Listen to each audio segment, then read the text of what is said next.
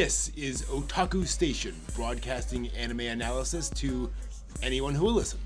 We have a basement archive full of an ever-growing collection of anime media. We dig deep into the great anime of the past to give you the context you need to fully appreciate the best this medium has to offer. Let's jam.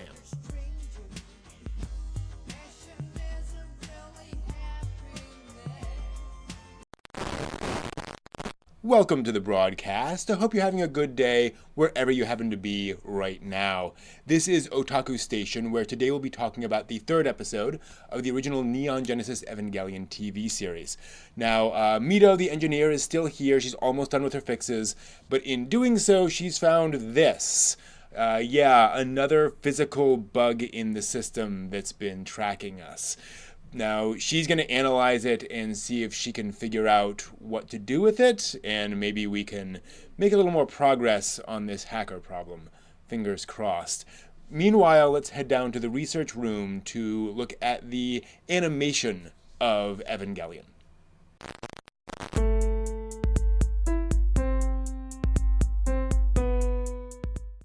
Welcome to the animation room. Let's look at the animation of Evangelion in a medium that doesn't like us showing clips. So we'll see what we can do here.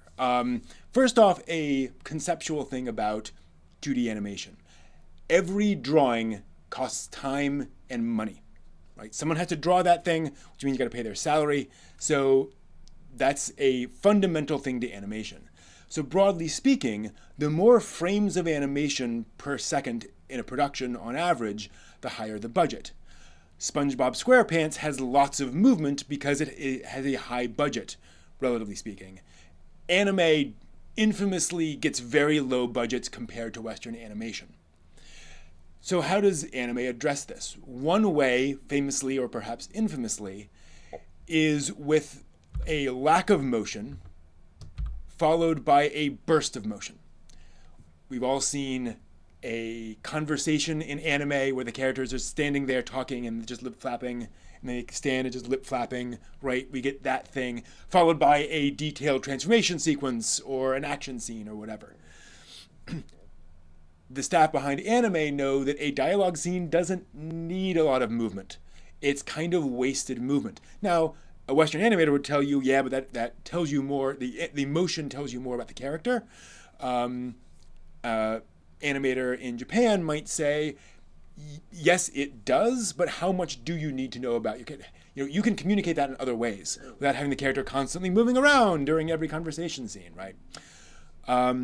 So, again, you see this a lot in anime in general. Evangelion specifically follows this mode, this format. They do what anime generally does. But Evangelion does this with high skill and precision. They know exactly how to do that in a very effective way. And that's why Evangelion's animation kind of stands out, if you will, because of how exactly they do that, how effectively they do that. Great example is the elevator shot, where Shinji and the others are going up the elevator. This is just a black cutout of the characters with a painting behind it, where they're just moving the painting, right, as the shot goes along. That's it. That's the entire shot. There's one drawing, one painting for this entire shot. But it's very powerful because of the imagery within the shot, right? So you don't have to. So this is not a high budget shot, if you will, but it's a high impact shot specifically for that. You also see this in how they intercut between animations. So when there's an EVA battle, you'll cut between the EVA battle and the bridge crew discussing it. Now the bridge crew doesn't get a lot of animation. It's usually them with some lip flaps, maybe a camera zoom, maybe somebody turns to somebody else, but it's much fewer frames of animation than the action scene. And what this does is it adds dynamism to that scene, allows that scene to go on longer, and by complicating and adding more elements to it. How is the bridge crew reacting? How stressed out are they about the sequence? You think of this in what we've seen so far of Evangelion. Some of these battle sequences, the bridge crew's pretty chill for a while. Like, okay, this is going to be fine. Other times they're freaking out. That communicates. So cutting back and forth between these two things allows you to fill your slot effectively. without a ton of animation budget because you have the high budget for the action, lower budget for the bridge crew scenes. They also improve the effectiveness of their animation by several things that don't require any actual animation. And one thing is actually those facial expressions. They are very careful to make sure the characters always have facial expressions representative of some inner truth, some emotional feeling that they're going with. Characters do not have just kind of bland, neutral expressions, except for Rey. But again, we always get some interesting facial expression out of these characters. It's not just kind of whatever. Now, unless a character is deliberately kind of hiding something or deliberately being withdrawn. Okay, we get that. But very careful attention to facial expression in general in these characters. They also have a lot of inventive camera angles and sort of shot composition in anime. It's hard to talk about camera angle in animation because the camera is literally just a thing that's pointing down at the drawings. But in terms of how things are composed in a shot, Evangelion often uses this very interesting framing. The camera is positioned below people, above people, far away, etc. And now, also notably, it doesn't do that all the time. There are plenty of shots where a character is thinking, and it's just the character in the middle of the shot, thinking, or it's two characters side by side. They're willing to do that because if you are constantly doing inventive camera angles, it gets exhausting after a while. So I think Evangelion is smart to, vary that as things go along. The show also features a bold use of color. Not necessarily strong colors themselves, but always placed in such a way to draw the eye. Note how here you have kind of the neutral colors of all the metal around, then the reddish purple of the LCL, but then the bold purple and then orange of the EVA unit, really drawing your eye to that unit. Often you see this in Evangelion. They really know how to use color to not only draw the eye, but also make a visually interesting composition, right? They're not just trying to say, hey, look exactly here. They're trying to make something that is visually pleasing, but also information dense. And you see that a lot in Evangelion. Now, besides that, I do want to mention there's a lot of rapid cuts which add dynamism. I mentioned this earlier, but you see this sometimes used as a stylistic element where you're literally just jumping back and forth between different things.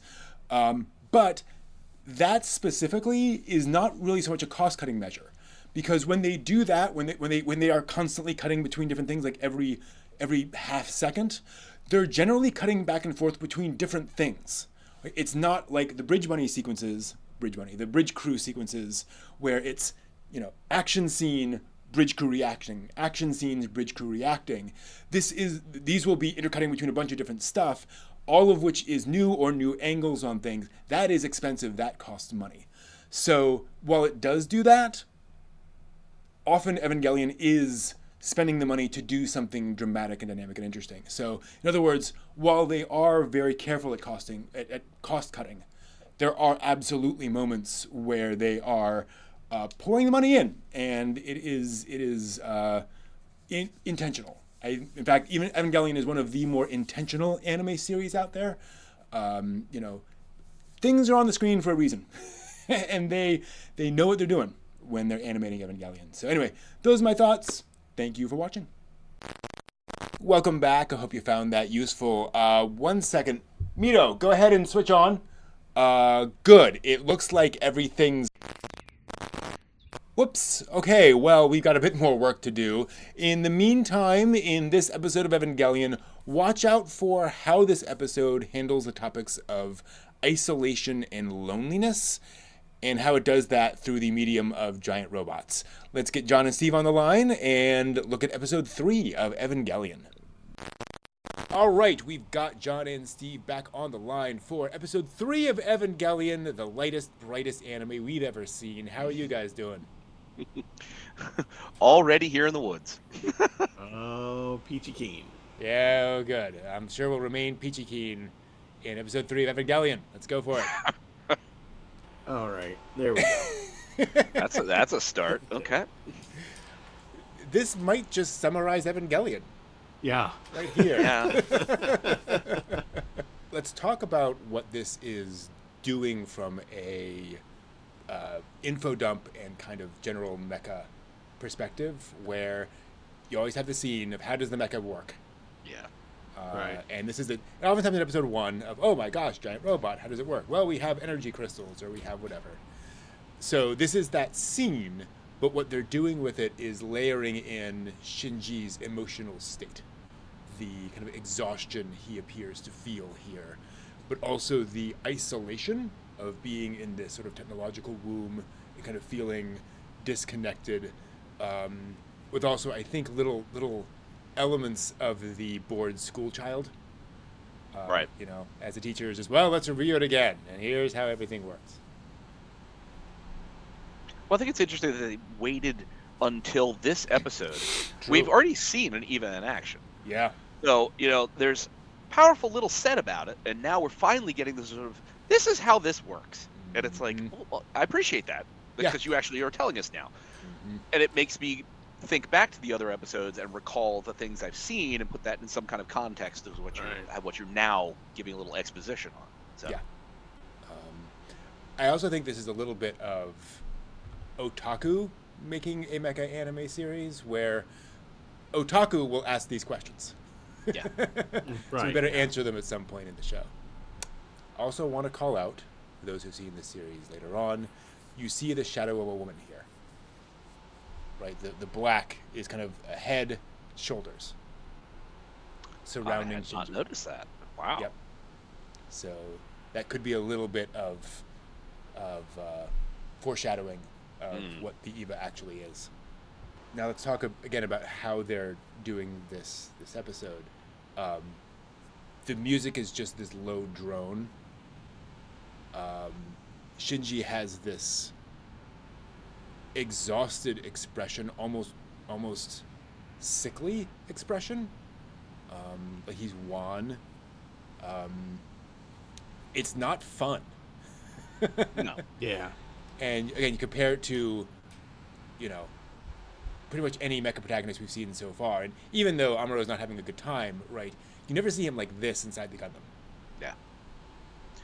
Well, you would expect in this kind of fire training that he would be furrowed brow. You might see the tropey bead of sweat running down where he's focusing and concentrating.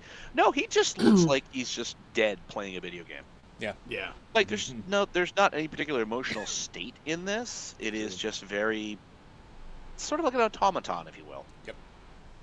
Which I think speaks to Shinji, right? He has no emotional investment in this whatsoever. Yeah. As he's, readjusting his aim, he just says in a very dead voice, "Pull the switch." Yep. And it's just like, it doesn't matter. Yeah. Definitely. There's more emotion in like Ritsuko's, Right. and she's just going through the motions herself in a way, right? She's just telling information, but man, he's out of it. He's checked out, and there we go. Yep. He has really no self at this point. Which we'd seen in episode 1. He shows up at the beck and call of his father, whom a lot of stronger male protagonists, any gender protagonist, sorry, not just men, a strong protagonist would, fight against the tyranny of the father, maybe break out, be like, I don't want this for my life. Shinji shows up, he is called. Yep. Shinji doesn't want to get in the robot. Gendo says get in the robot, Shinji gets in the robot. It's like he has very little backbone in any of the response to this. Yeah. And to be clear, because I know someone will complain, Gendo told him to get into the cockpit. He refused, but he refused because he was scared. He did not believe it was possible for him to pilot the thing. And it was almost he could not conceive of how it was technologically possible for him to pilot the EVA. So it was kind of a failure of imagination. And then finally, okay, I have to. Yeah, to your point. Well, there's to your point, Steve. Yeah. Just do what I'm told and get through it. If I were the people outside Ritsuko and all that, and I were to listen, because I can't imagine that they're not listening to this. Yeah. I can't imagine there would not have been somebody who would just went, he doesn't sound good. Can we just maybe give him 5 minutes? Yeah. Give him a break? Give him some McDonald's or something? I don't know. I completely agree, except they just spent the past 7 months training Ray. Yeah, true. This is exactly how Ray would behave. So I think, because you're absolutely right, like somebody should be realizing this, but I think they're just like, well, this is just what pilots are. This is normal. It's not. I mean, I would like to credit Shinji being this way as a form of help me.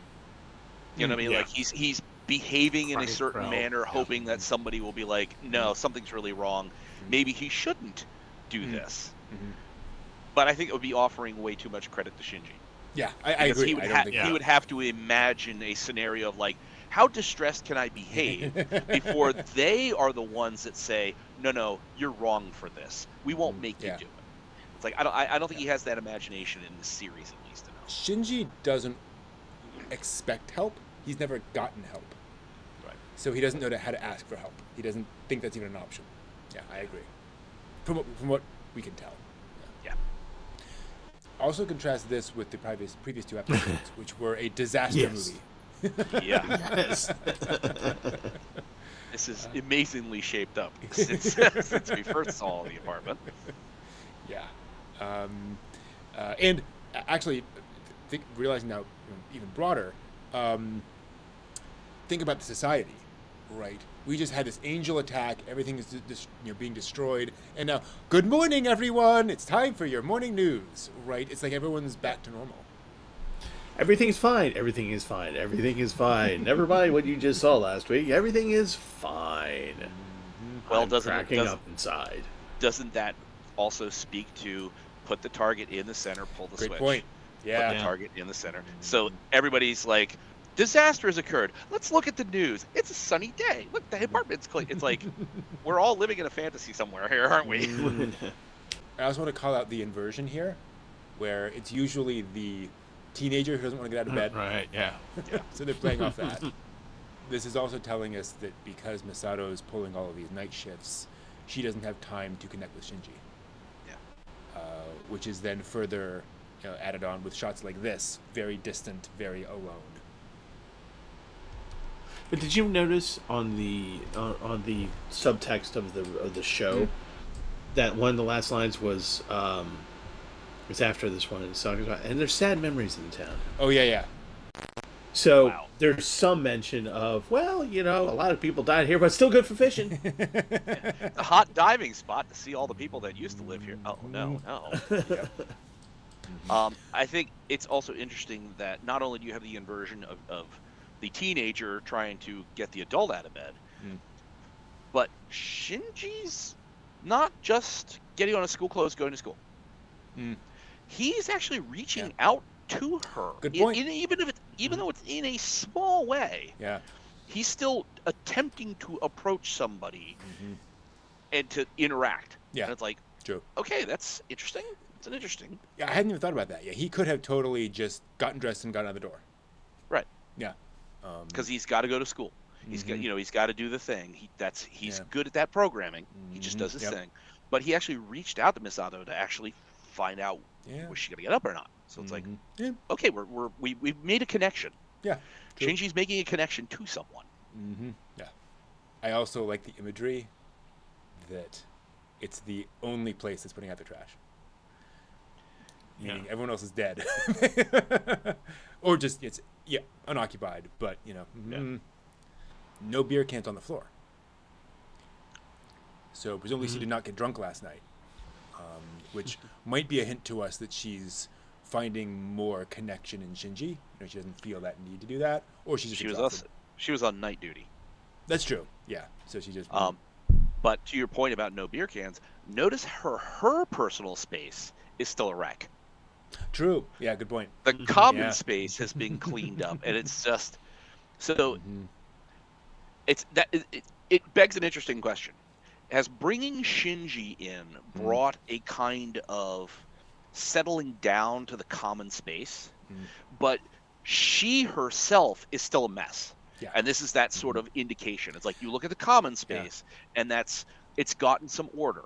Yeah. But her personal life and her personal space is still disorganized. Also remember who got all the chores. Yeah. Yeah. Yeah. Totally by random, Randomly, not by yes. purpose. But I think that does speak to your point that she doesn't even have to deal with all that stuff, and so she doesn't, and so things stay clean because Shinji keeps it clean. In her personal life, she's still what she was. A mess. Before. Yeah. Yeah. Let's also call out the imagery here of friends. We see these little groups of friends over and over and over, and then Shinji comes in and sits down alone. Not subtle, but effective filmmaking. Well, it's interesting too that you point the friends out. Is it my imagination, or does everybody appear in groups of 3? Yeah, pretty much. So we got here earlier. We got these. There's 3 girls. There's 3. There's an arm. Definitely. There's Yep. 3. Yep. Then there's the 3 boys with the T-square. Yeah. Then there's the 3 girls. Yeah. Absolutely. Here's something else interesting. Okay, there was 2 boys there. Okay. Yeah, that's true. There's 2 boys. Okay. I was wondering, is this a repeat of 3s? Yeah. So that we're supposed to look at why is there 3s? Are there 3 things that are 3 true. people that are going to be involved in this storyline? Mm-hmm. Rei, Shinji, who's the 3rd? Yeah. Mm-hmm. So, on a side note, I just wanted to point out that they actually made a manga there, like that. There's actually Yes, it's literally manga panels. There's a little story it's Pikachu. I wonder if there's supposed to be a Kimba the White Lion. That'd be kind of funny. Oh, that would be funny. But also notice these kids are by the window. Yep. These kids are by the window. Where'd they go? Good point. So I think this is calling back to that weird idea of Rei being, special. We saw Rei in the street momentarily. I think we're getting a little bit of that sort of supernatural element to Rei here. She exists in another sort of existence or plane from others, whether that's physical or psychological plane. But here's the other thing: if this was a mistake, it doesn't matter. Right. This is what this shot should look exactly like this. Right. Yeah. She should be alone, looking out the window. It is perfect. Product placement shot. This might be creating a certain association between the audience and the character of somebody else who likes to play with, sci-fi toys. But also, this is a little reminiscent of the beginning of Gundam War in the Pocket, where the kids are they're playing around and looking at different mobile suit designs and really, excited about the idea of war, if you will. So kind of a little bit of that here. Well, Yeah, about that. Sometimes people lie. Now, here's a thing. Tokyo 3 had been evacuated. We saw nobody on the streets, and there was a good amount of time before the angel showed up. So it is possible that is true. But we also know from many of these things that is probably not accurate. In the War Command Center in the last episode, didn't they say something about media control? Yeah. And information blackout. Yeah. So that I'm assuming we're now piggybacking off it because here's the result of that. Oh well, nobody was injured. Nothing happened. It was it was just it was isolated. Also note it was a robot incident. Yes. Not an angel attack. Not anything else. Just right. Robots. Just robots. Yeah. Just robots. They happen all the time. They kind of ignore the three laws of robotics and go haywire and homicidal every now and again. It's okay. It's fine. It's fine. Yeah, that's actually an interesting point. I just realized. Do normal people in the world of Evangelion realize that EVAs are piloted? They would have no way of knowing that. No. As I say, because I don't think Shinji or Rei, I don't think they volunteer that to their classes that I ever remember seeing. No, I mean they find out eventually. Obviously, they Yeah, but like by this episode, no, I'm No, assuming yeah. they don't have any idea. No, I don't think so either, because somebody would have already gotten in their faces. Like, True. we saw Yeah. that at the convenience store, but nobody's actually got in his face saying it's your fault, it's your fault. Yeah. Well, of course, it also, to that same point, Brent, begs the question of, do they know that the angels are actually angels, or do they think it's just Probably a not. name for another? Just it's Yeah. a strange enemy robot. Do they Yeah, know I think what it's that. the angels' Yeah. origins are? You know what I mean? Right. I think that's exactly true. They think that just some robots attacked each other. Yeah, that it's nothing more important than that. Just robots going Yeah. haywire. Like, I mean, this is a world that went through the third impact. True. Right, Yeah. as we learn later on. So they're aware that things are happening and things happen. Absolutely. And as of this, which was because the third impact was a great big population decrease, immediate, and in the world as you watch, as you figure out later on.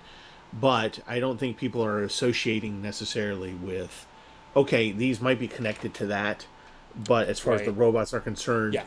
it's just robots on robots, and maybe they're piloting from some bunker somewhere or whatever. They have no idea. I don't think they don't necessarily know what angels look like, how to identify one. So even if they knew that, in fact, I don't know if it's even common knowledge that angels were responsible for the initial right. attacks. I think that a thing happened because I want to avoid spoilers as to how the third impact happened, but.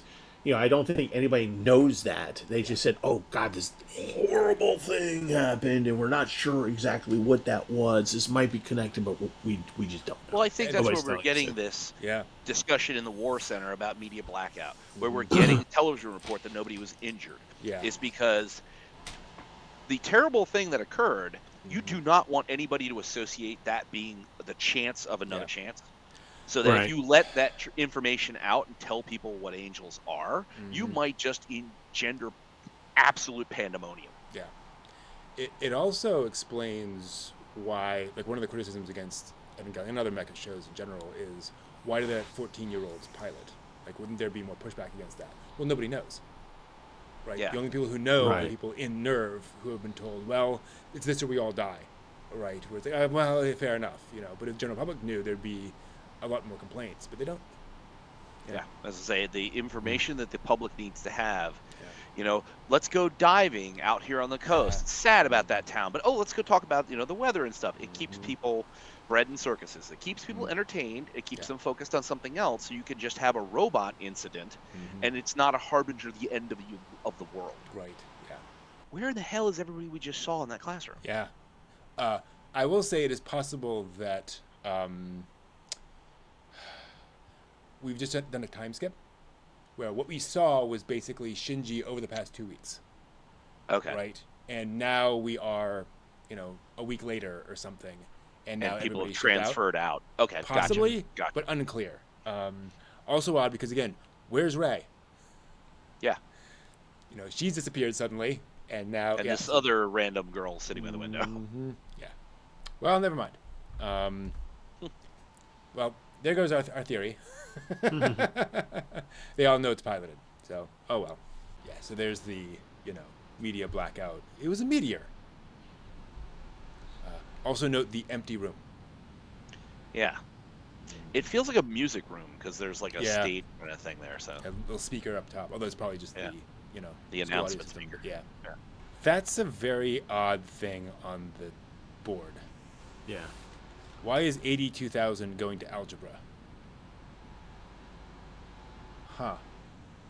It's converting the year of our Lord into Showa or Reiwa. Yeah, okay. There we go. Oh, I see. Works for me. Normal that is weather. a good question. Unless that is some kind of they're saying in the year 2000 humanity discovered this ultimate equation that allowed us to build robots. Yeah, I don't know. Possible, maybe. But it's also just it's pretty standard algebra. It's negative a cubed divided by negative a squared times a.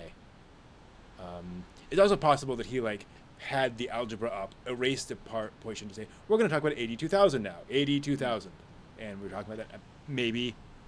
Yeah, because it's hard not knowing kanji. I can't figure out what's below it. So, I don't know.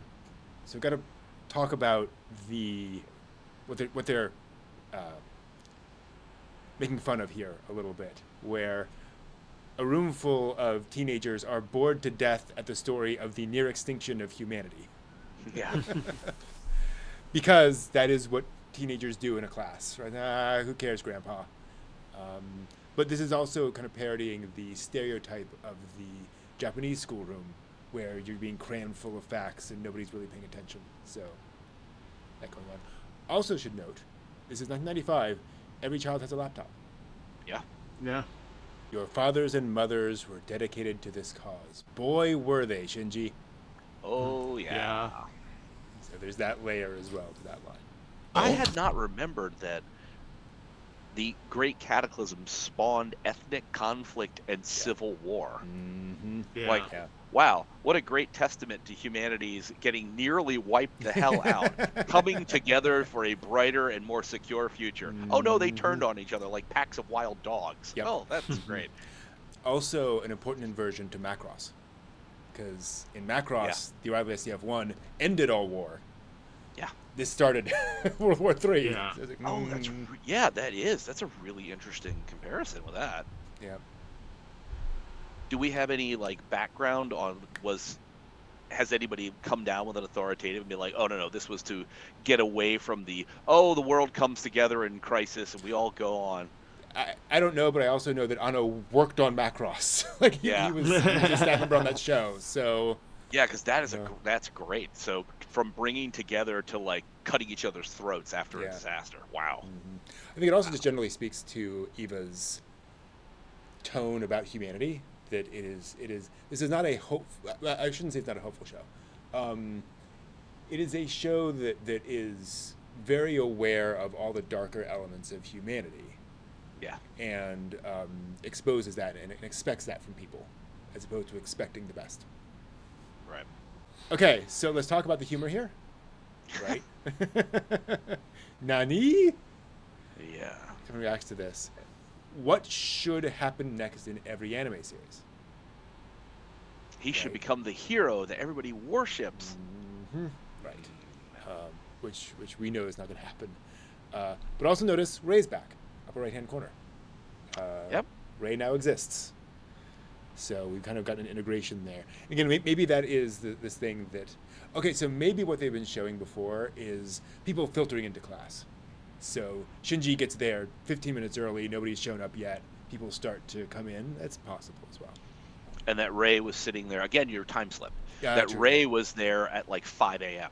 Mm-hmm, yeah. And she's just sitting by herself because she's got True. nothing else going on. Yeah. And that people start filtering out. Yeah. When this whole thing, are you the pilot? Did nobody tell Shinji to shut up? No. You know what I mean? Wouldn't you They think did. this would be something that would be... He got a classified book. So Top what secret. in that...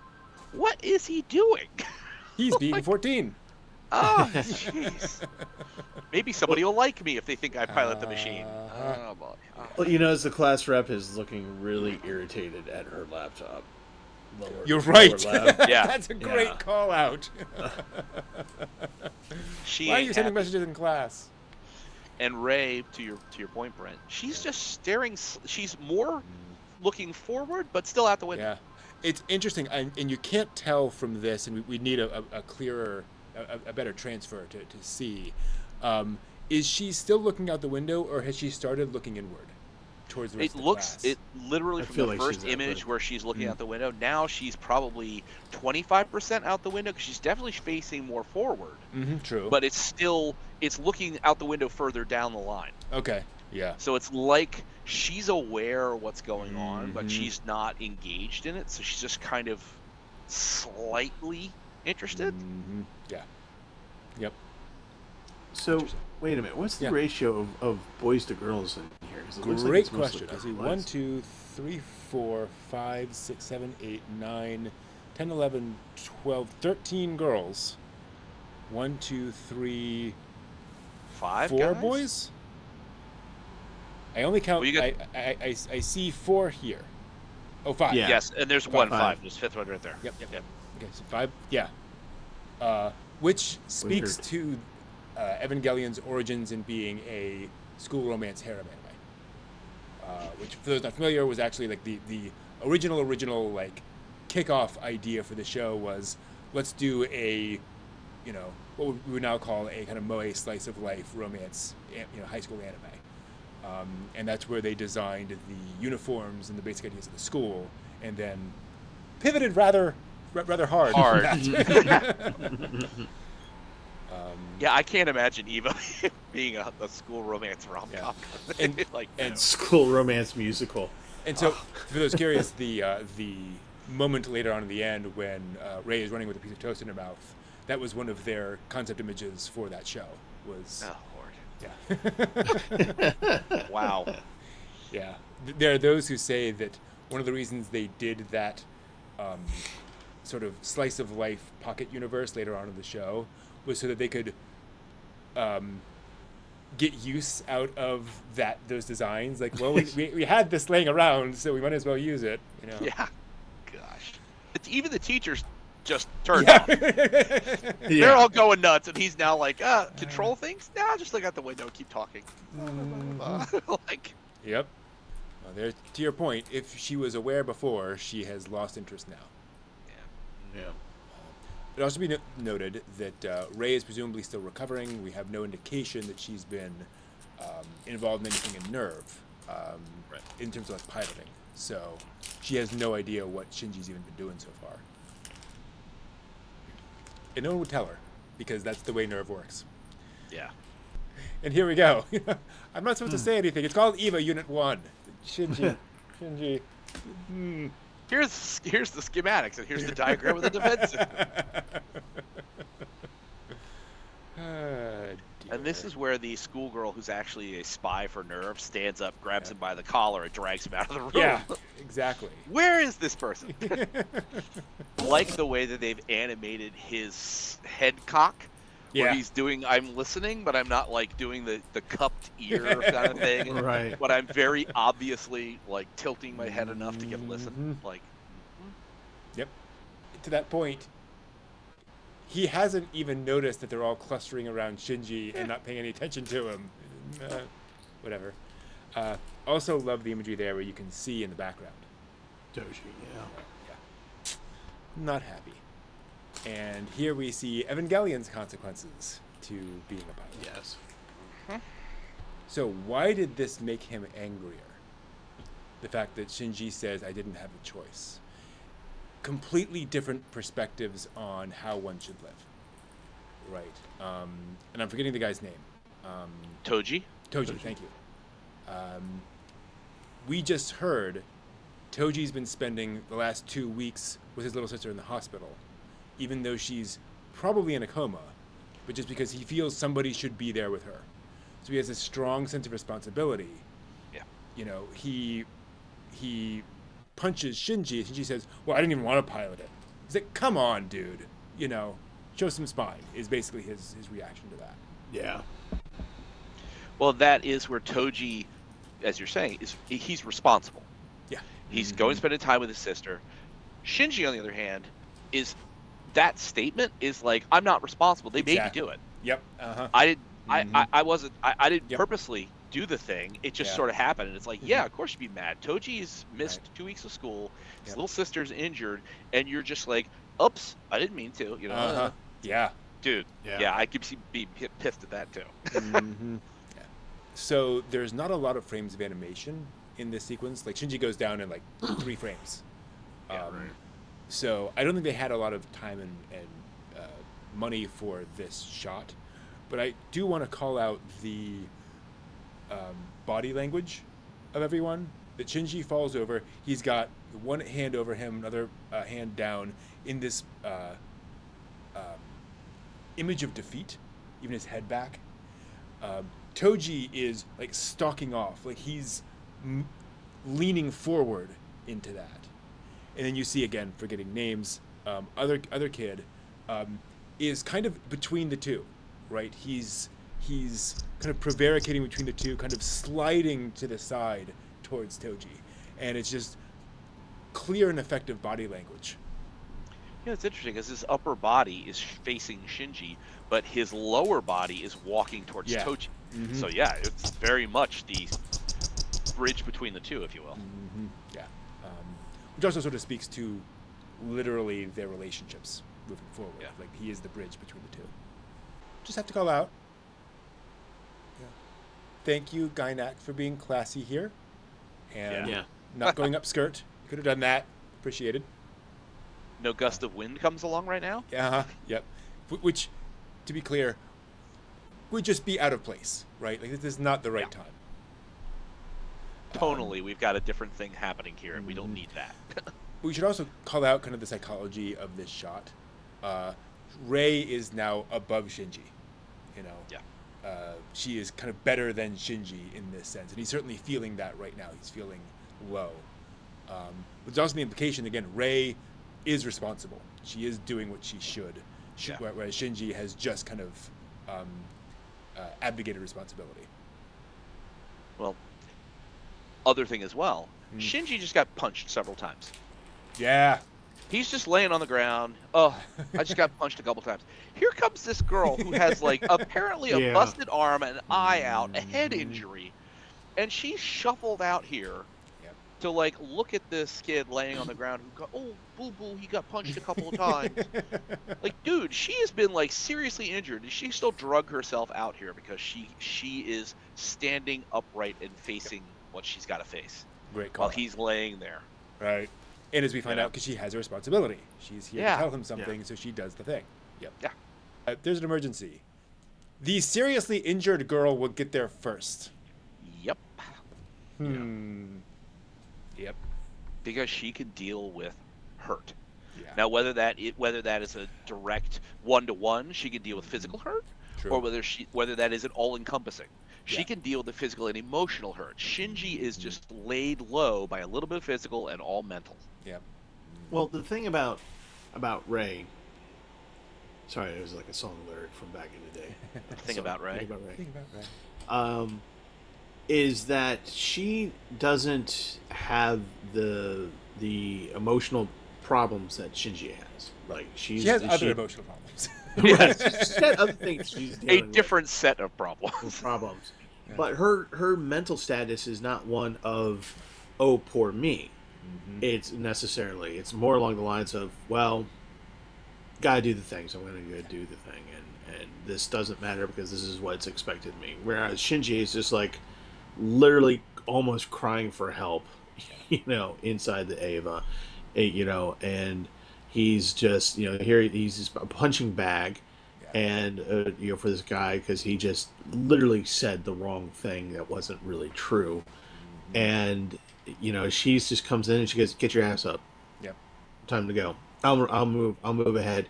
And I don't think she's even really being mean to him. She's just coming out and just saying, "Hey, we got a thing to do. Let's go. Since you're whatever's happening to you is happening to you, I'll just go ahead and do and let him know you're on your way." Rei has no me. Right. There is no self to Rei. She just does what people tell her to do, which is what makes this so interesting. Is that in a sense, that's the problem with Shinji, right? But it's because Shinji is so protective of himself. He is so sheltering himself that he does whatever anyone else tells him to do, so that he doesn't have to reveal that inside for himself. She has no inside, so she's just doing things because what else are you gonna do? In other words, neither is healthy, but right. Well, that's an interesting juxtaposition because Rei in that way is a vessel, an empty kind of vessel, versus Shinji, his little protection pod. Yeah. He's doing what people are telling him, and it's eating him alive. Yeah, 100%. You know what I mean? Rei can do the thing. She can be grievously injured still and go off to do her duty because her sense of self is not as protected. She's doing her duty. She's doing the responsible thing. He is in this little cocoon, and it eats him alive that he's having to do the things he's told to do, but he doesn't really want to. And it's like... By virtue of Rei not having a self, this is who she is, so that's why it's okay for her to, in her mind, okay for her to be this way, because this is it. This Yeah. is her life. This is who she is. Also, there is somebody she is doing this for. Right. Yes. Like she has a love. I think it's fair to call it that. And that's who she is focused on, and that is kind of the key to all this. That Shinji has nobody like that. There's nobody to do this for, so there's just himself to protect. There's Pen. Yeah. So this brings to mind the opening shots of the first episode, because we see all the water and the buildings and so forth. So this tells us what might be happening, but notice what they're doing here. We're much farther away. So it takes us a few seconds to recognize that and make the mental connection, which then gives us time to focus in on that thing that's almost in the center of the shot, which is the monster, which makes us realize it's not the same monster.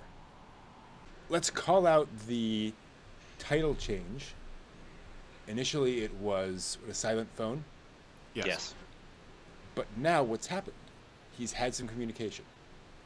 Somebody reached out to him via the computers. Navi. Yeah, the Navi, exactly. And so that's no longer applicable in this show. Now we're moving on to a transfer. I do appreciate the payoff here, where we saw the buildings rise before, and now we get to see them lower in preparation for a battle where we hadn't in the previous battle.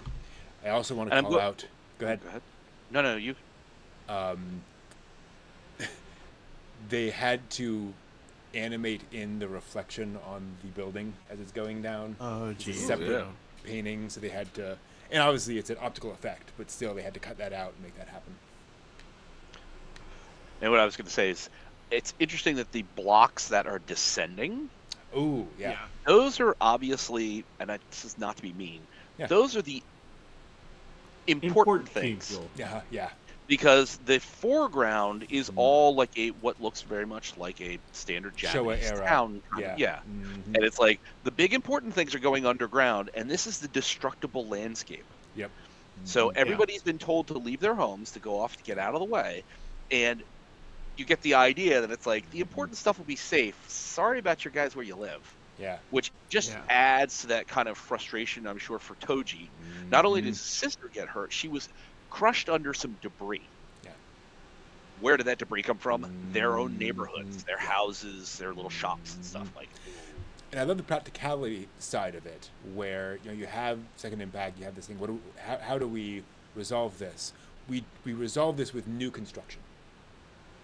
Building these new buildings. We couldn't make this happen to all the existing buildings, right? We got to do it with the new buildings, which also ties into some elements of Japanese urban renewal post World War II, right? And the idea that we're going to build all this new concrete construction and so forth, and it changes the character of the city, which is just what happens, right? Right. So I think it's kind of reflecting a little bit on that. Obviously, it's not a one-to-one correspondence, but it is kind of a neat similarity to how Japan changed after World War II.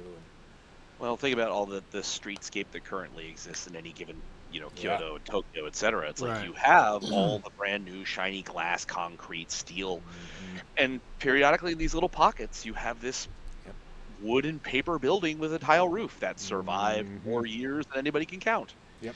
And it's like, to reconstruct, you have to put efforts to the new stuff, and the old stuff that made it good.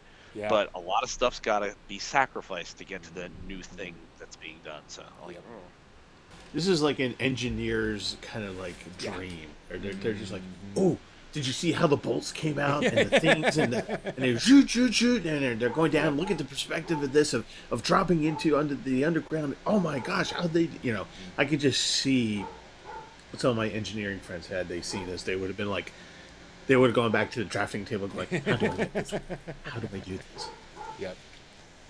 Well, this period of time for a lot of anime, there's just some fantastic mechanical animators involved for transformation sequences, for just motors on like standard vehicles and stuff like that. Just very, very detailed, very interesting, very, feels very possible kind of engineering drawing. So it's like, You could also argue EVA units cannot transform. They have no transformation mode.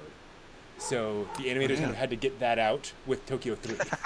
Yeah, it does the transformation for you. Nice. I also just want to call out the absolute ridiculousness of this concept.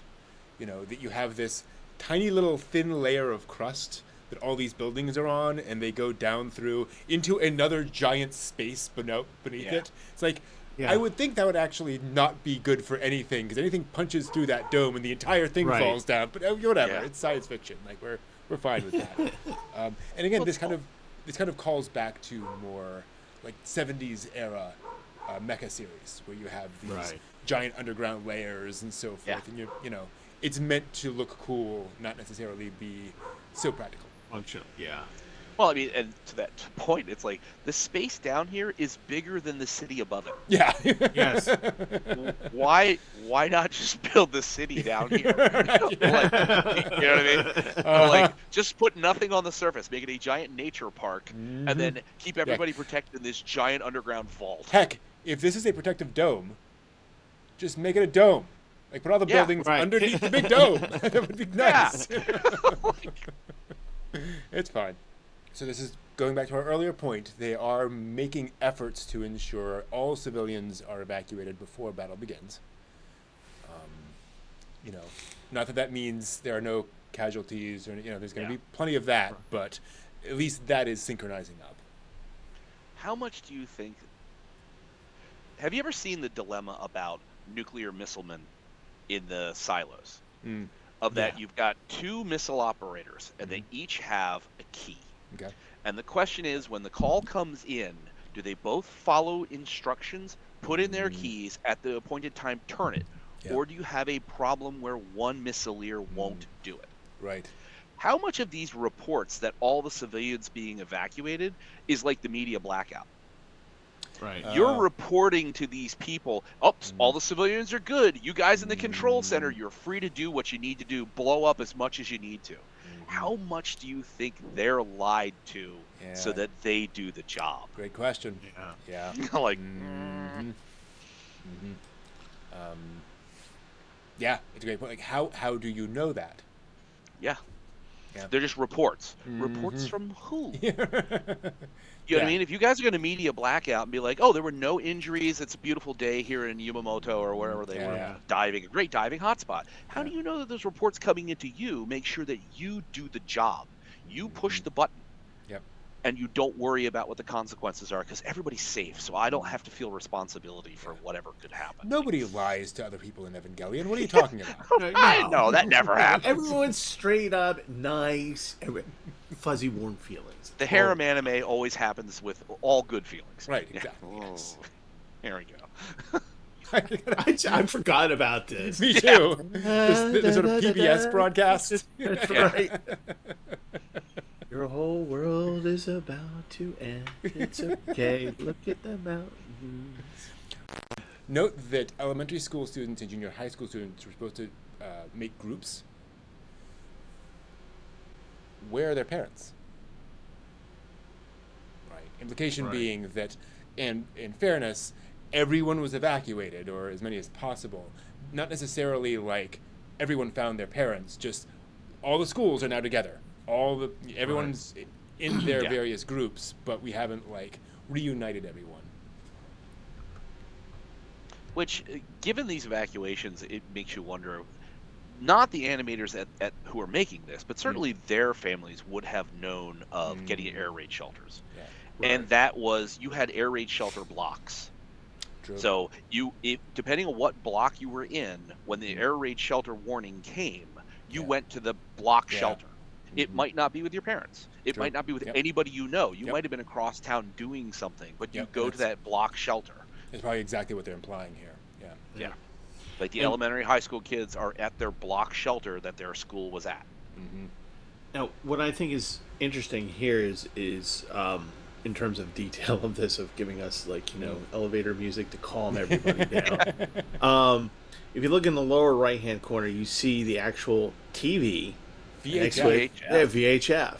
And then you look above and you see the timestamp 152 and presumably channel 12. And this was this is something this is something that we all identify. Yeah. Like we know this from the 90s. We've seen this from the 90s. This is very much what this is. In a show like this, you don't have to do those things, right? True. You know, but they do. So it just kind of gives you that added sense of just like sort of realism a little bit of just going, you're in a helpless situation. We're going to make that as apparent as possible. To your point, that's not a drawing. That's a photograph. Right. Yep. Right? That is very much what you would show on television. Yeah. I am assuming this is a historic landmark. So they are showing us a specific spot in Japan, so we know, where the angel is actually. Right. Interesting the way that they present this. Yeah. Angels are incredibly destructive. Yeah. It could have just sailed through, knocked the lighthouse down, destroyed everything in the path, Yeah. but it gives you a sense of there's a destination. True. Great point. It's not destroying stuff in the process of getting there. It is getting to a place, and then the destruction happens fighting against it. Yeah. Like, Another surprising detail, the boats don't move. yeah. You'd expect there to be some water Turbulence. disturbance, turbulence, but they don't. And that could just be TV budget, right? You can't do everything. Right, yeah. So, we talk about the mess that is Misato. Yes. Yeah. I think we're getting some hints of that there, that she is literally comparing that to the men in her life. Okay. I'd also like to know, subject, fourth angel. Fourth angel. Pattern, blood type blue. Yeah, that's an interesting detail, isn't it? Yeah, like, Why do what we- is that supposed to mean? What does blood type have to do with anything? Mm-hmm. Odd. I also like the line of dialogue. They never care about our convenience, do they? That describes pretty much everything and everyone in the show, doesn't it? Yeah. Yep. Sums up life in a rather good way. That's true. It's not about the convenience, is it? Yep. And actually, that speaks to sort of the deeper messages of mecha in general, right? Like, it's part of the point is this is not about our convenience. A thing has to be done. Yeah. Yeah, heaven knows, mecha is hardly a convenient thing. No. It's, Well, if the 08th team taught us anything, there's constant repair and constant damage, constant issues with heating and cooling, operational concerns and constrictions. That's one of the beauties of Pat Labor when they show the Pat Labor units going out to do the police thing and then they get stuck in traffic. Yeah. What are you going to do? It's not convenient. And it speaks to kind of the deeper message of responsibility, right? Like, yeah, it's not convenient to have to do all this stuff, but you got to do it anyway. Yeah. So this is just kind of Godzilla prawn, Yeah. right? Kaiju, just ridiculous giant armaments getting launched at things, which we all know are going to be ineffective, but we just love looking at it anyway. Right. Yes. Especially the gondola anti-aircraft. Yeah, right. Where it's like it's the Hakone ropeway. So you took the civilian gondolas off. Yeah. Put in machine gun gondolas. Like, Yes. I'm just waiting. It's like from that one Eddie Murphy movie, Harlem Nights, where there's this big gunfire, and then this one guy with a pistol just goes plink. Just waiting to see somebody just going plink. I should also point out, this is a real thing. The Hakone ropeway is an actual thing that we're talking about here, just so everyone is clear. They are kind of riffing off of the tourist attraction. That's a change. The committee before was not thrilled with the Evangelion launch, and now they're like, please, Yeah. call out. They're repeating the animation from episode 1. Yeah. Right? Because why wouldn't you? That's I was gonna say it was done incredibly well. So. Yeah. Yeah. But it's also interesting we're setting up, Mecha are famous for their, transformation sequences, their launch sequences, etc. This is it. Yeah. He's not jumping from a plane. He's not doing anything else cool. It's just the thing goes in and off we go. This is to our point. All the school kids are all together. Yep. Also, talk about the banality here. No one's talking about losing their lives. No one's scared. Yep. This is just normal. Again, the society that this show's coming out of, you have tsunami drills, you have earthquake drills. Yep. So it is concerning, but even the ones, you know, that you get live video of people outside, they're just looking around like, what's going to fall on me? They're not like, oh my God, the panic. Oh, what do I? It's like, no, you've done the drill. You know what to do. You just do it. Keep doing it. Exactly. I just love that detail. Yeah. Well, it's a multi-billion-dollar project, I'm sure, for each shelter to be hardened, secured, and you've got fairly standard porcelain ware, and then you get one that's actually broken. You're like, really? How well are you maintaining these shelters? And how very mid-century this bathroom is. There is nothing futuristic about it. True. Yeah, it's absolutely true. Also call out, there's no day. No. This is also their first conspicuous cost-saving shot. Right, long dialogue scene. We're just panning across a bunch of urinals. Yeah. Do want to call out again? They're saving a lot of money here, but the expressions are always on point. Yeah, we know exactly what's in the minds of each of these characters. And this gets back to, just to be clear, storyboarding. You know, the person who storyboarded this is the one who defined what these expressions should look like. That, you know, carries forward into the absolute emotional clarity of the show. It's the start of the episode again. The start of the episode again, right? It's the exact same shot, just, you know, now they've actually colored all of the things. Also, that does not look like a person who's ready. How did Rei respond when Gendo asked her to pilot? Same line. You know, Rei, you will pilot again. Yes.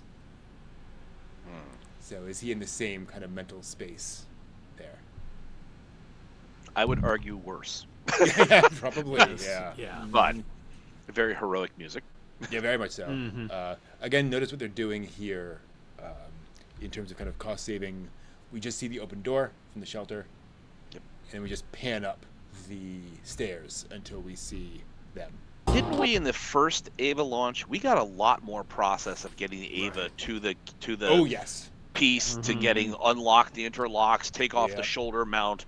We got all of that for that one shot, and now it's plug in, already on the wall, launching, now to this. So it's like cutting all that out. And that's actually a good point. What they're also saying with that for us is that they're not cutting costs by reusing animation. Right. They have more story to tell. They're going to pack more story in rather than just recycling cool animation. Right. Yeah. The first Angel didn't actually transform.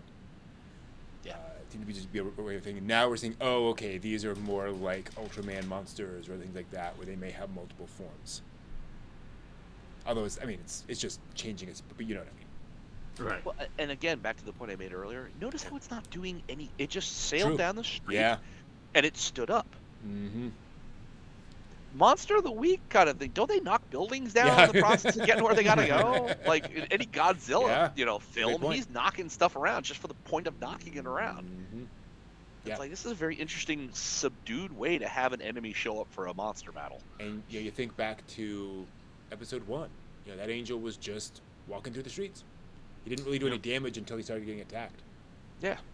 It's just kind of, sets a weird kind of vibe for like how alien the angels are. Like what is their modus operandi? What is going on with them? Exactly. Now let's talk about this reaction.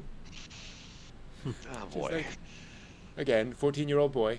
It's like, this is the greatest thing ever. Meanwhile, his friends are like going, I am so trying not to pee myself. I don't like this at all. It's a good thing we just used the bathroom. Just saying. Yes. Yeah. Well, I mean, it really calls to Toji's sister got injured. Yeah. Camera Kid, he doesn't we don't necessarily know that he has any kind of like direct connection to anybody who was hurt in the last battle. Yeah. So, of the two people to be in this scene, these are completely kind of normal-ish reactions. Camera Kid's really excited. It's the first time he gets to see this, and Toji's like, I've seen the aftermath of this. It's not a good thing. So this is actually a little tricky thing to do animation-wise, because we start go down here. We start here, and then these bolts, whatever you want to call them, come up, and they're clearly some sort of mechanism that the Eva is in. But then as they come up, so let me take care of some of the audio here. As they come up, we pan up. So this had to be one super tall cell, so super tall background, that they were then animating up that background to, right? The background was not 16:9 or 4:3. It was much taller, and they were animating up that, which further meant that the cells weren't necessarily, I mean, they probably were, there, but they had to, like, position each of those properly up that drawing. It wasn't just background drawing, keep on putting cells on there. They had to figure out where on that to put each of those cells that goes up to align with those lines going up. So, not super tricky, not super hard, but just tricky to make sure everything is aligned right. Well, is there a standard format size for like a multi-plane camera? Yes, there is, to an extent. Because I know, having watched some of the Disney stuff, they talked about how some of the backgrounds were cycled through the very bottom, and it looked like it was a fairly good sized space that they could crank through, and that depending on what they were focusing on, it literally was just focusing the camera to make it narrow. So the thing to remember is that they're not always working on a multi-plane camera. Okay. Multi-plane cameras are expensive to use, so this might not have been done. That is what would be a good equivalent of. As I understand it, multi-plane cameras were not standard. You generally use a cheaper setup to do most of your shots in a multi-plane camera if you needed one, because it was more expensive, right? You needed somebody who knew how to use it, set up, all that kind of stuff. But is for like this, do you think that for a longer panning shot with the animation that would be something you would do for this? Or there's another technical way to make this panning and animation happen? You can, but that would actually make it harder, because you still have to align each of those moving drawings. They still have to be aligned. So this is a multi-plane camera, and these pieces there are literally physically in front of it by some space. You then have to figure out where that's going to align properly in camera in space. Whereas if it's just flat on there, you can at least just lay the cell on there, make sure they're aligned, and then as your camera's panning up, Because remember, it's not just the two bolts that we see in the front, but the one in the left bit behind there. Yep. And then as it goes up, it disappears, but you still have to keep these things in line. Yep. Yeah, that's tricky. Yeah. Yeah, no joke. Yep. And then you have these up here. They're also shaking the camera a little bit when they get to the top, which is cool. And then they have the bolts come down here in a minute as a separate element. So, just neat little thing. Again, speaking to our thing of, we got to get our transformations in somewhere. Yeah.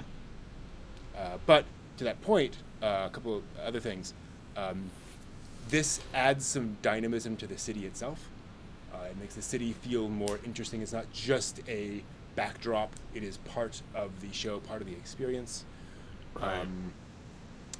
But also the little details. This is an Eva lift, right? You literally see that on there. So they're telling us, even in the imagery, what's happening.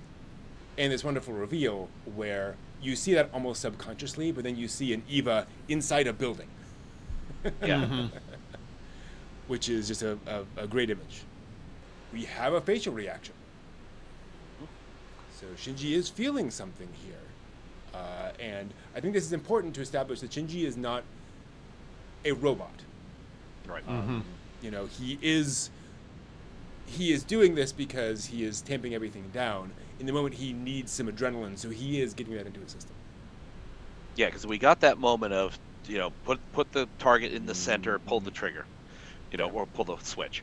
Yeah. So that we've transitioned from the dead sort of looking Shinji to an actively engaged Shinji. Yeah. And it should be pointed out, he acted quickly. Yeah. He didn't freak out again. He didn't do any of that stuff again. So at least, yes, he is. The training is working in that sense. Yeah. Another cool image is a giant building used for guns. Yeah. A little helpful comedy in this moment, where Misato's yelling at Shinji. Shinji's kind of freaking out now. We could use a little light moment here. Yeah. Also call out, again, animation perspective, the glowing lines are a separate element. You have to animate separately. So having to align those with the little studs on the end is a little tricky. In that one image, look on the right-hand side. Yeah. It's a little off. It's not exactly aligned. Yeah, exactly. Yep. The one on the left's a little bit better, but the right hand seems to sit on top of the stub Yeah. a lot more than the left. Yep, a little bit. Also doing the same thing here. They're panning up over the Yeah. cell while they're doing that. I just want to point out one other way you can do that is by doing an oversized background Right. and then having oversized cells and panning on that way, but it's not common. Okay. Because it goes to standardization, just nobody makes oversized cells, so it's like, yes, we can do it that way, but then we need to find oversized cells, which is a whole other process. It's just easier to do what we know how to do. Now we see destruction. And now we see destruction. But let's also speak to how they're doing this, that we're not seeing the EVA. We're seeing buildings and kind of explosions, which is, again, sort of a cost-cutting measure. If we were seeing an EVA unit is very complicated to animate. There are all sorts of weird angles and shapes. So they're saving a little bit of effort by just showing you the results of it instead of actually showing the EVA doing it. But it also adds some neat curiosity in the sense of what's going on under there is with the viewer kind of things. Well, I was about to say the foreground looks very much like it's a painted piece, so all you have to do is move the background piece. Right. To that point, is this supposed to be the cost savings? Is you're actually looking at it from Camera Boy. True. Yep.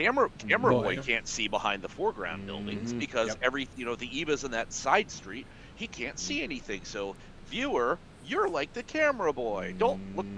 There's interesting things going on over there, but he couldn't see it. Yep. Okay. One way you know this is not a multiplane camera is because the foreground and the background move in sync. So let me. So it's just the in between that's moving. Yeah, So. and those are two different elements. They have to be for the animation to happen between them. But if they had a multiplane camera, you would have seen that parallax scrolling. Okay. This is very rapid payoff on something pointed out at the beginning of the episode. Yeah. Normally, all these technical limitations are things that come up, and you will get to it. But to have it in the same episode, now we have to deal with this. They're moving fast. Yeah. But that was the umbilical that's the cord. plug. The umbilical cord. That's the Yeah. plug. Okay. Yeah. Yep. Cool. Love the destruction of the bus. Well, I thought it was being picked up. I'm like, Oh, why? yeah. How did they already get a crane yeah. there? I'm like, no, it's just tangled in wires and it hit the bus. Yeah.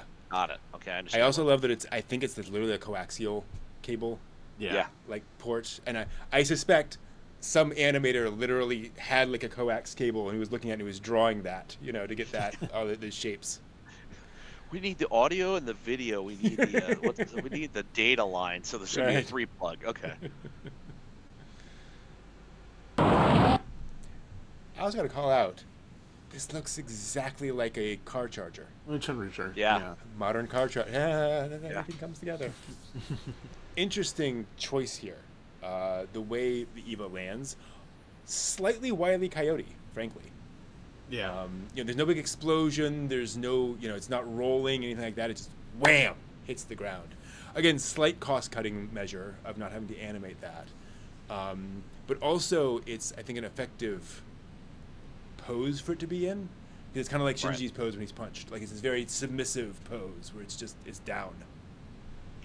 I also wonder by the placement of it, how many hillsides in Japan have giant kanji that get lit up? Oh, at yeah. night? Yeah, absolutely. So it's like when I first saw this, I was just like, I wonder if the EVA fell in something that if you understood like how to read classical calligraphy, that it means something. It's a kanji for something. Like I don't know. Yeah, I have no idea. But you think about it, it's placed on a hillside exactly like you would see it. And it's this angle is exactly like if at an Oban festival or something, you look up and it'll be lit up. You're like, but that's a great who call. knows? Yeah. Who knows? Oh, that's a little close. Yeah.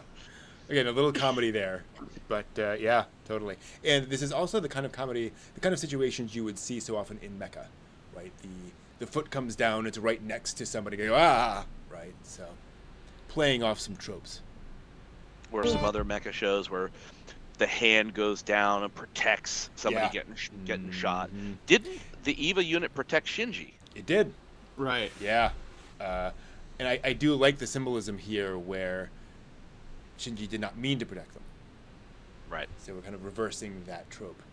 But here we go. Now he is actively protecting them. Right. Yep. As soon as he realizes it's coming up, he knows what's going on. Also note Shinji's expression here. This is not the wild pain of episode 1. Yeah. This is Right. determination. Like he's clearly feeling it, but he is acting despite the pain or discomfort or difficulty. This Well, is that one. Go ahead. this is a heroic facial expression. Yeah. Well, I was gonna say the moment he recognized that those guys were down there, and you saw that sort of blotted red and black across him, he's like, he's horrified. Now he's completely that. He's completely changed from that horrific, like, Right. oh Lord, to nope, now I got to do the thing. Yep, absolutely.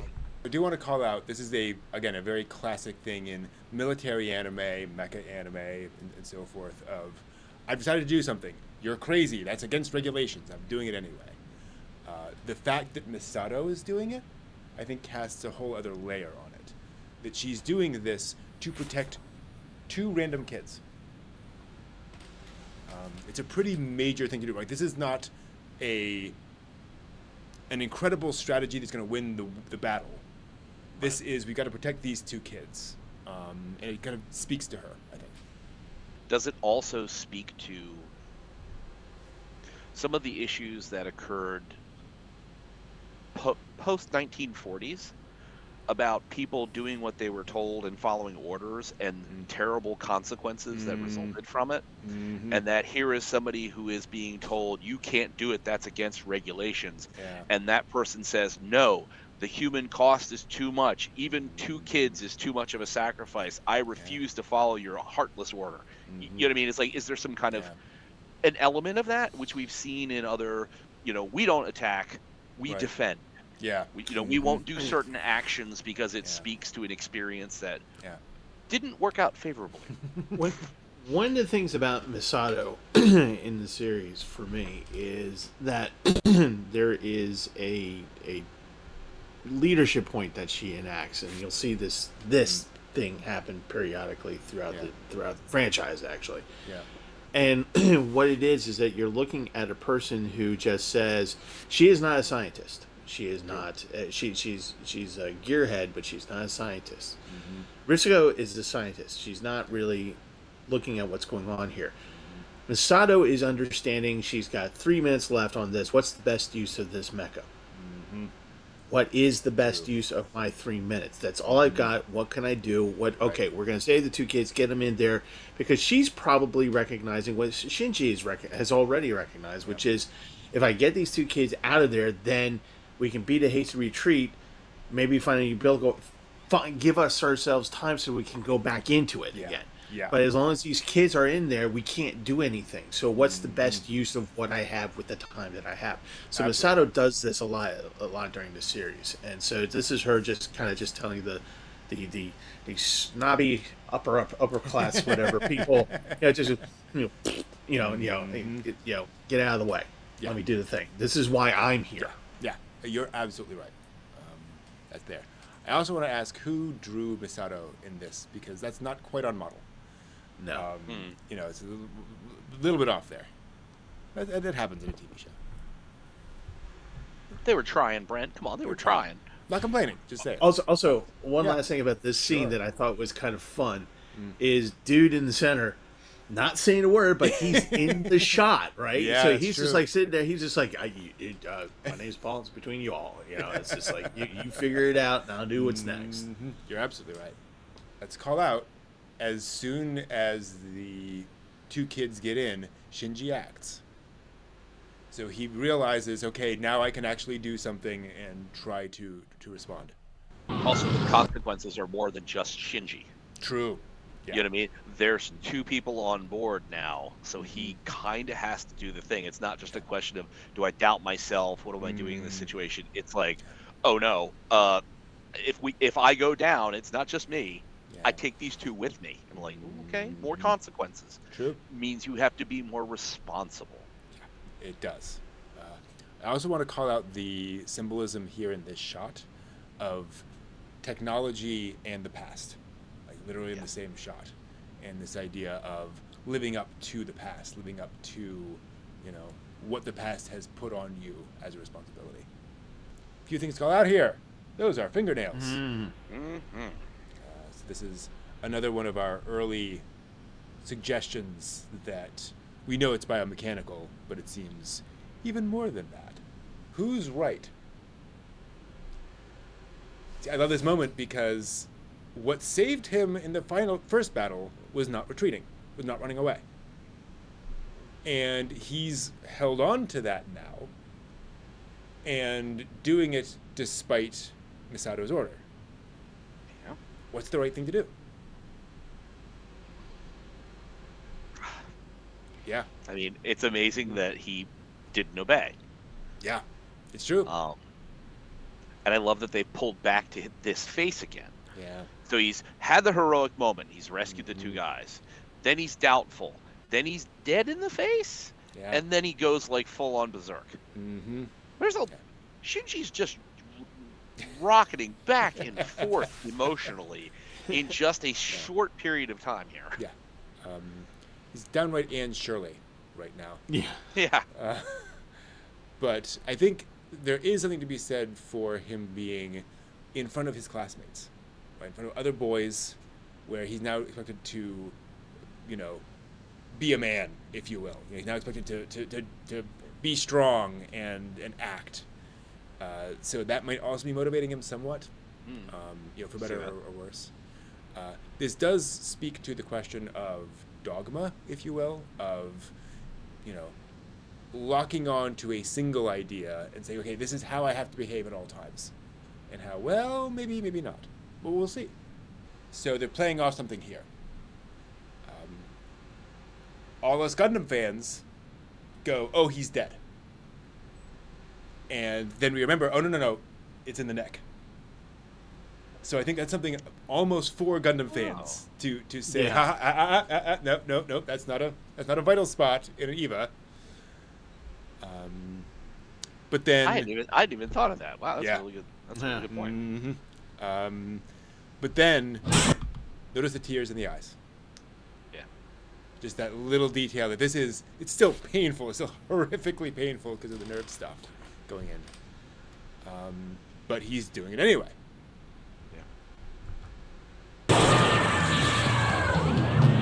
Okay, here's an interesting question. Yeah. The nerve stuff, it's still incredibly painful. Yeah. And we had the whole thing where they're like, oh no, the two people being in the plug has dropped out of sync. Yeah. Was that them telling us, oh, this is incredibly painful for the EVA? Shinji certainly feels it. Right. Mm-hmm. But they're out of sync now, so it's not a critical fail. Mm-hmm. You know, it's just it's enough that Shinji's aware of it. It's the machine that's hurt in this. Mm-hmm. It's not Shinji necessarily because Right. they're out of phase now. Yeah. Mm-hmm. Possible. Maybe? Yeah. Yeah. You would presume he would feel it less. Yeah. Yeah. And I'm guessing that's why we're told that he fell out of sync, but it's not like the EVA stopped working. Right. Yeah. You know, the EVA's still, the controls are still working, it's still doing the thing. Yeah. He's just not in nerve sync with it at the moment. Well, it also speaks to how well he is synchronizing with the EVA. We have not heard any numbers yet. We know it was 40% something, 40-something percent in the episode 1. But even with the noise coming in from the other two kids, it's moving just fine. Yeah, it seems to be functioning fine. Right. Yeah. Interesting. Which does that mean then an EVA, it helps to be in sync, Yeah. Mm-hmm. but at a certain level, an EVA is like knowing how to operate a piece of machinery. Like, you know the buttons, you know the switches, you know the things to flip. It helps you to be in sync because you could feel more of the battle space. Otherwise, it's like driving a giant tank. Yeah. You know what I mean? Well, I don't know. the other implication is that the EVA is doing most of the work. He is sending a signal saying essentially move forward, and it's doing all of, it's interpreting all of that for him. Yeah. Notice Misato's response here. To your point, Steve, she's annoyed that Shinji's not doing it, but there's also, I think, a glimmer of recognition in her eyes that this might work. Right. Yeah. I love their expressions there. The sympathy on their faces for what Shinji just went through, but also hearing his sobs, of whatever those sobs are. Oof. Gives you a good sense for, how angry Toji was Yeah. about Shinji saying, I didn't want to do this. Mm-hmm. That you get, I think that look of sympathy is also that recognition that it's like, I didn't realize that it was this hard. Yeah, exactly. I thought you were just piloting the tank. Mm-hmm. It's like, no, there's actually so much more involved in this. I actually feel sympathy for you. I'm sorry. 1,000%. Also, if that is not an image from a nightmare, Yeah. right, is what a fascinating, cool shot to literally, sunset this episode. Odd choice for an image, but for me, there's a poeticness to it. The idea of the refreshing, cleaning rain washing everything away, but also the kind of pungency of an old tennis ball. Right? There's just something blech about it. There's just something, dirty about it. And I think it kind of speaks to how Shinji is feeling about himself, right? That he's the tennis ball, the wretched tennis ball of life. I will call out, not to denigrate Evangelion at all. This is the end of the episode. They have a time slot to fill. Yes, they do. So that shot probably lasted as long as they needed to hit the time slot. It was meant to be long, right? It was meant to do that. But, I think there was a little bit of, 3 seconds. Let's hold it a little bit longer. Yeah.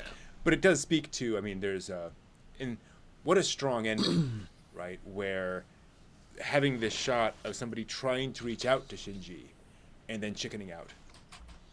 Yeah. Speaking to Shinji's tendencies, but then also, where is Shinji? What's happened to Shinji? We don't know. We don't cut back to Shinji. We have no idea. Tune in next week to find out, right? Which, to He's that point, undergoing psychotherapy. Ray said she was going first. Yep. Shinji, get up out of the dirt. I'm going first. I'm the injured one. Yep. In that battle, those 3 guys got out of the plug. Yep. Fine. Yeah. Certainly Shinji got feedback from the Eva getting damaged. Right. But ostensibly, he was physically fine. He was not beat up. He was not dead. He was not bleeding. Ray, who's still horribly injured, is in class looking out the window, just kind of sitting there. Yep. And Shinji, notably, is not physically injured, and he's not physically there. Yeah. Well, one of the things that you harken back to in the first episode is that Ray, it took them months to sync Ray up with the unit, which was not that unit. It was not Ava 1, it's Ava 2. And we get a shot of Ava 2's fist in the wall. So there's, to the point of this as being a biological, mechanical thing, obviously... For those of us who haven't seen it, we're not going to spoil it. But there's obviously something going on with Unit 2 that makes it unusable, unoperable. Not only that, but also caused Ray that amount of damage. That unit did not care about Ray. Again, the line from the song. By the way, the song is a shame about Ray. Anyway, but Unit 1... has whatever kind of feeling, affinity, whatever it is, towards Shinji, commiserating, identification, whatever it may be, he syncs up right away. The Eva unit is taking most of the damage, the actual physical damage. Yeah, Shinji's feeling it, right? But he himself is not getting damaged. The unit is taking all of it. So there's definitely something going on between Pilot and the mecha that they're using, the Evangelion units, all that kind of stuff is all factoring into this. And, Shinji is just kind of like, just in this particular episode just dead until he just decides to go murderous rampage right at the end with a knife. You cannot get more visceral literally than that. You're like, oh, I have all these armaments to my, I get the rifles and all that are the size of my apartment building, whatever. Yeah. And he goes, no, I'm gonna be stabby. That's how I'm gonna end this. I'm just gonna be stab. So that kind of makes you wonder about things. It's also fascinating when you think back when he was outed, if you will, in class.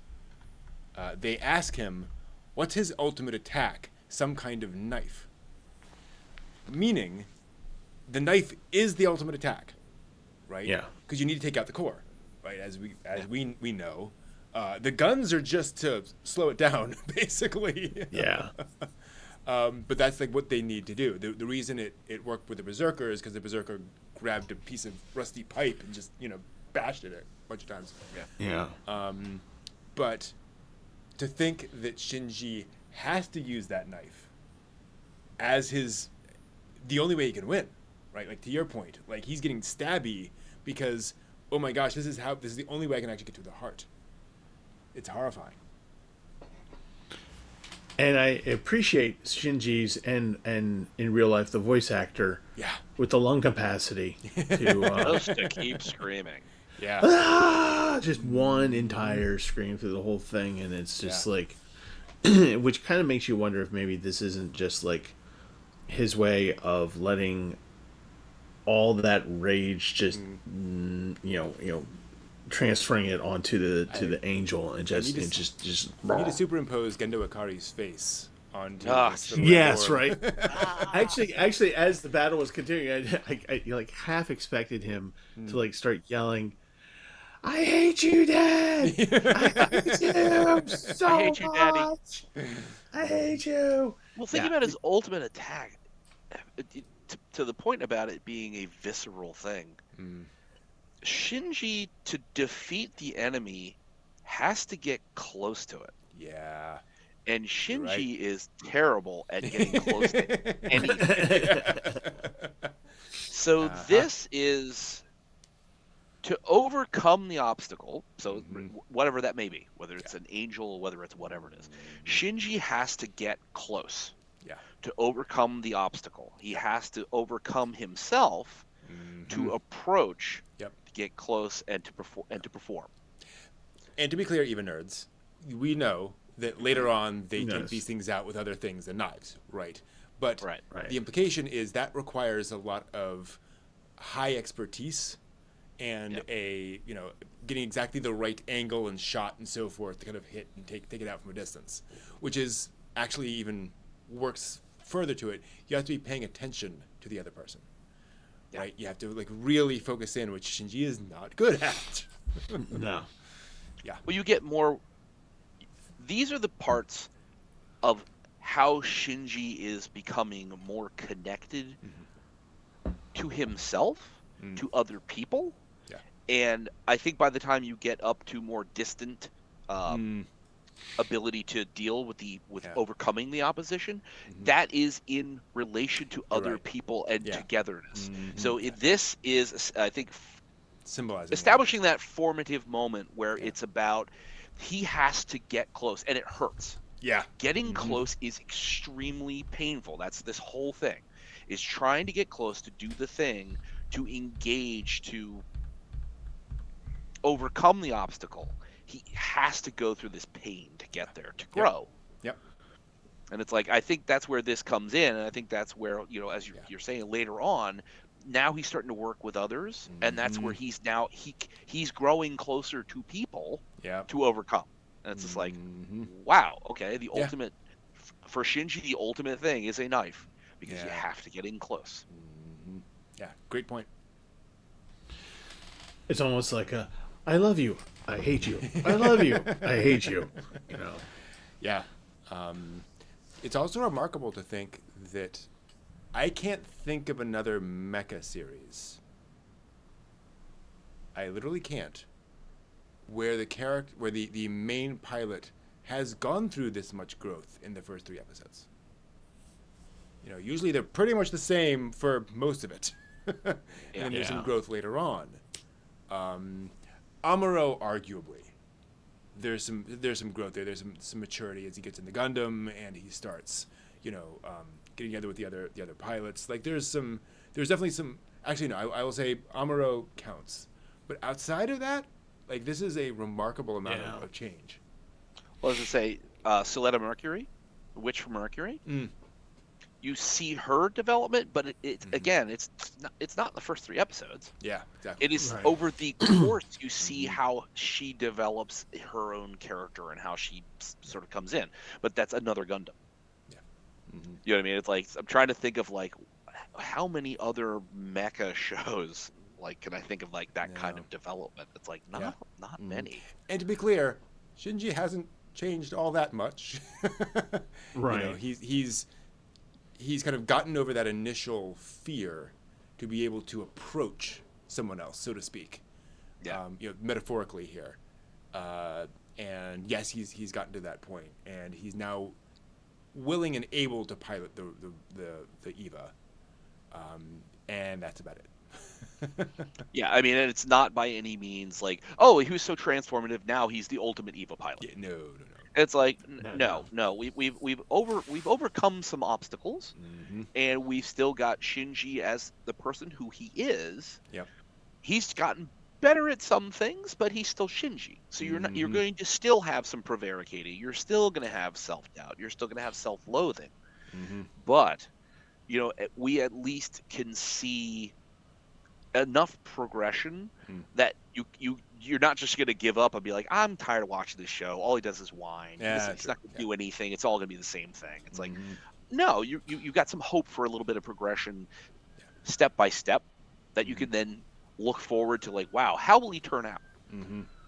How is he going to take this and internalize it and then become the better person for it? And as we find out in the next episode, not very well. But in a shonen show, we would have 1 or 2 episodes, and then we would have the remarkable fight where it all comes together for the guy, and then he is the pilot. I am the pilot. I can do the thing. And here we have Shinji, who we're just like going, good, you can talk to people now. Yeah. Right? That we're not concerned about the mecha. We're concerned about the fact that you're talking to people now. Yeah. Yep. And because there is, he's, in other shows we would have tactics that we assume the character knows. He has ways and things of doing stuff as instructed that is done off camera, so he knows how to do the thing now that he has the confidence. There is no confidence here. This is just manic rage and seething anger underneath that is just coming up periodically, and that's like, actually, oddly speaking, this particular picture that we're stuck on right here is oddly probably the most human that we've seen Shinji thus far. That's a great point. You're right. Yeah. He is actually connected to what he's doing deliberately. Yeah. Yeah, you're right. Which I think the idea of superimposing Gendo over this would have Oh my god, yeah. It kind of feels like that. Yeah, that's kind of what you would like to see. It's like this Shinji's not really raging at this angel. No. I mean, this is a font of like desperate anger against a particular person, if you will. Sorry. And it's like, yeah.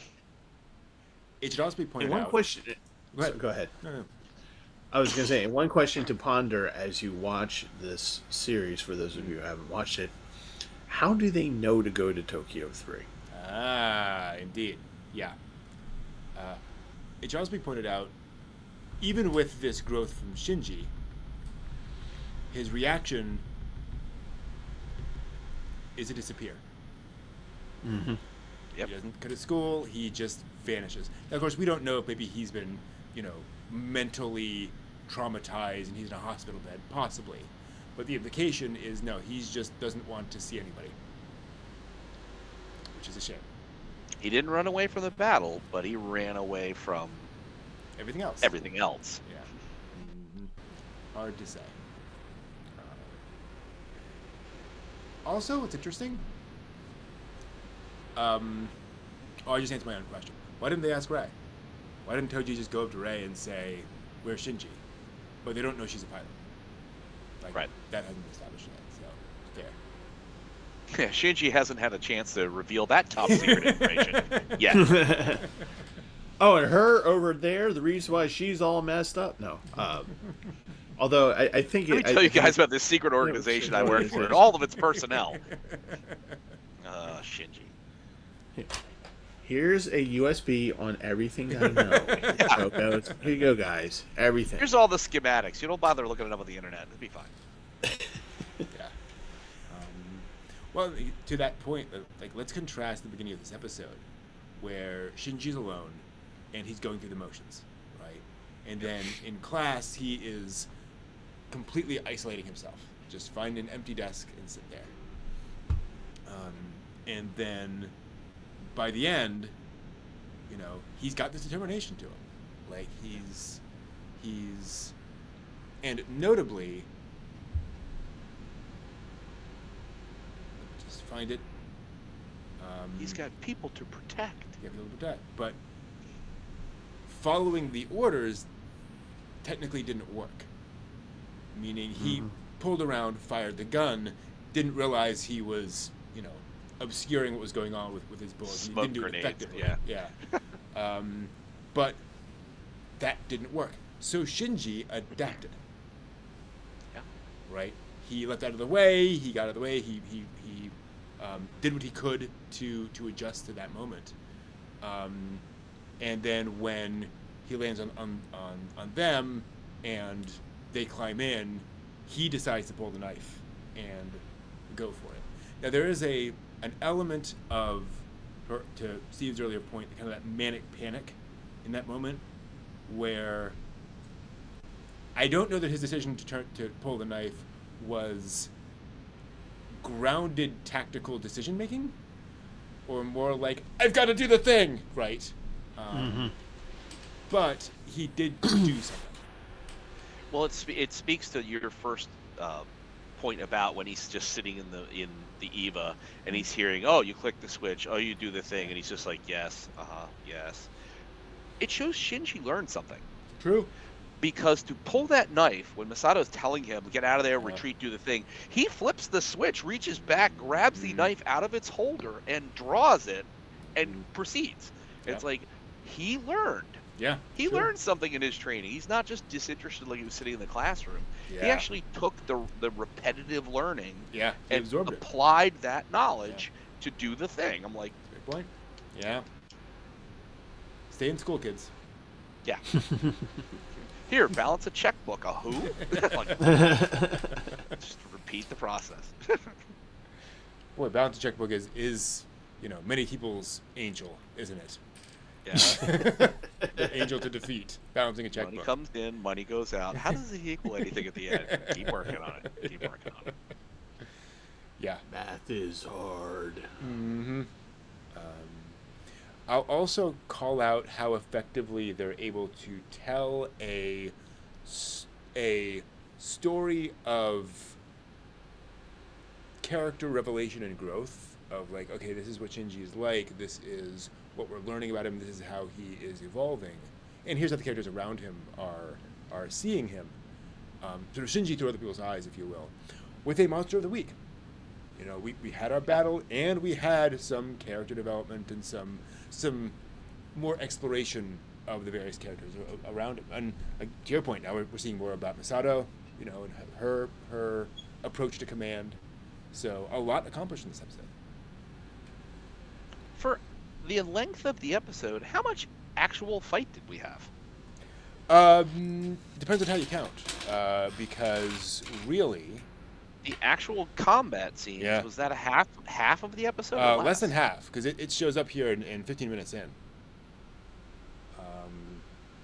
So it's about 7 to 8 minutes of the episode so about a third. Yeah, interesting. Because rather than having 3 episodes to charge up your spirit bomb. True. Yeah. You know what I mean? It's like, good point. We had a lot dialogue heavy and then we get into the actiony bit, Yeah. and then more dialogue. Like, And it's one of the advantages that Eva has, being more, and it's more inspired by like Ultraman villains and kaiju villains and so forth, is you have a long build up to the fight. So you can, have the angel appear at the beginning of the episode, for example, and then people are reacting to that and scrambling. We see other people doing stuff, etc. And then we have minutes worth of character moments and such before we actually get to the fight itself. Compared to like Ideon, when the Buff Clan attacks, it's like, well, everyone scramble and things are flying all over the screen now. yeah.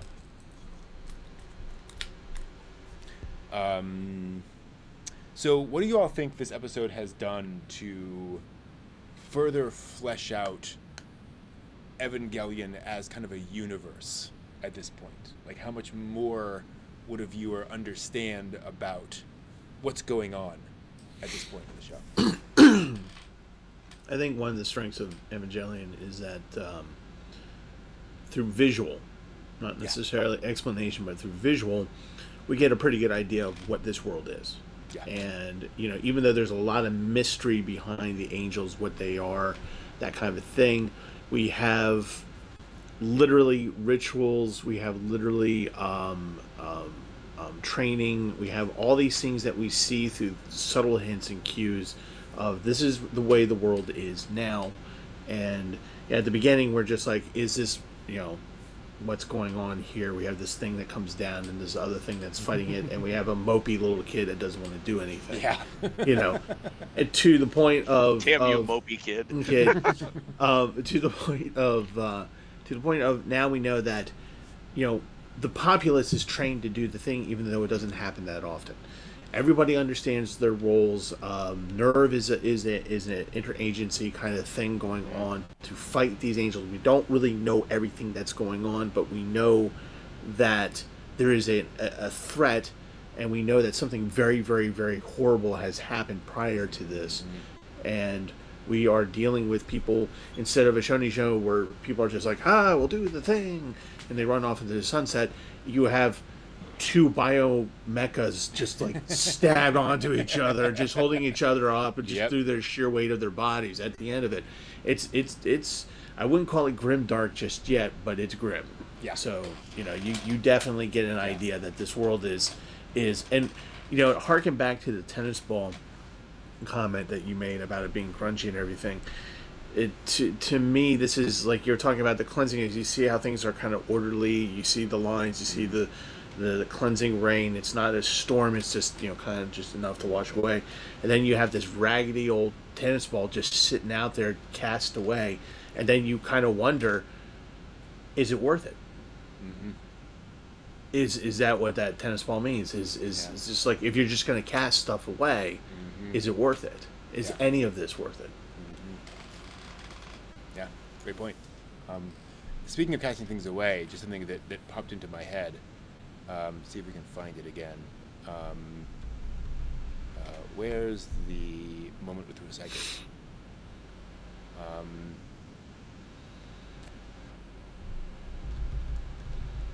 Question: in a world of imminent death from above, why is everyone recycling? Because that's a pro-social message. Exactly. Yes, and to your guys' point, I think that is another ritual.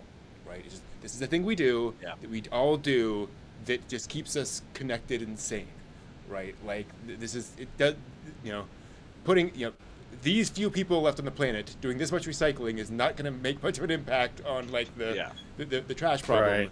But It's not going to make a fourth impact, that's for sure. they kind of hold society together in a way. Yeah, it's interesting. Well, also to the tennis ball, it felt a lot like the disruption of school. We're seeing school. We've heard the discussion of people have transferred, people have left. We've just gone through evacuation to the shelters. Yeah. This is people pick up after themselves. True. This is a ragged old tennis ball.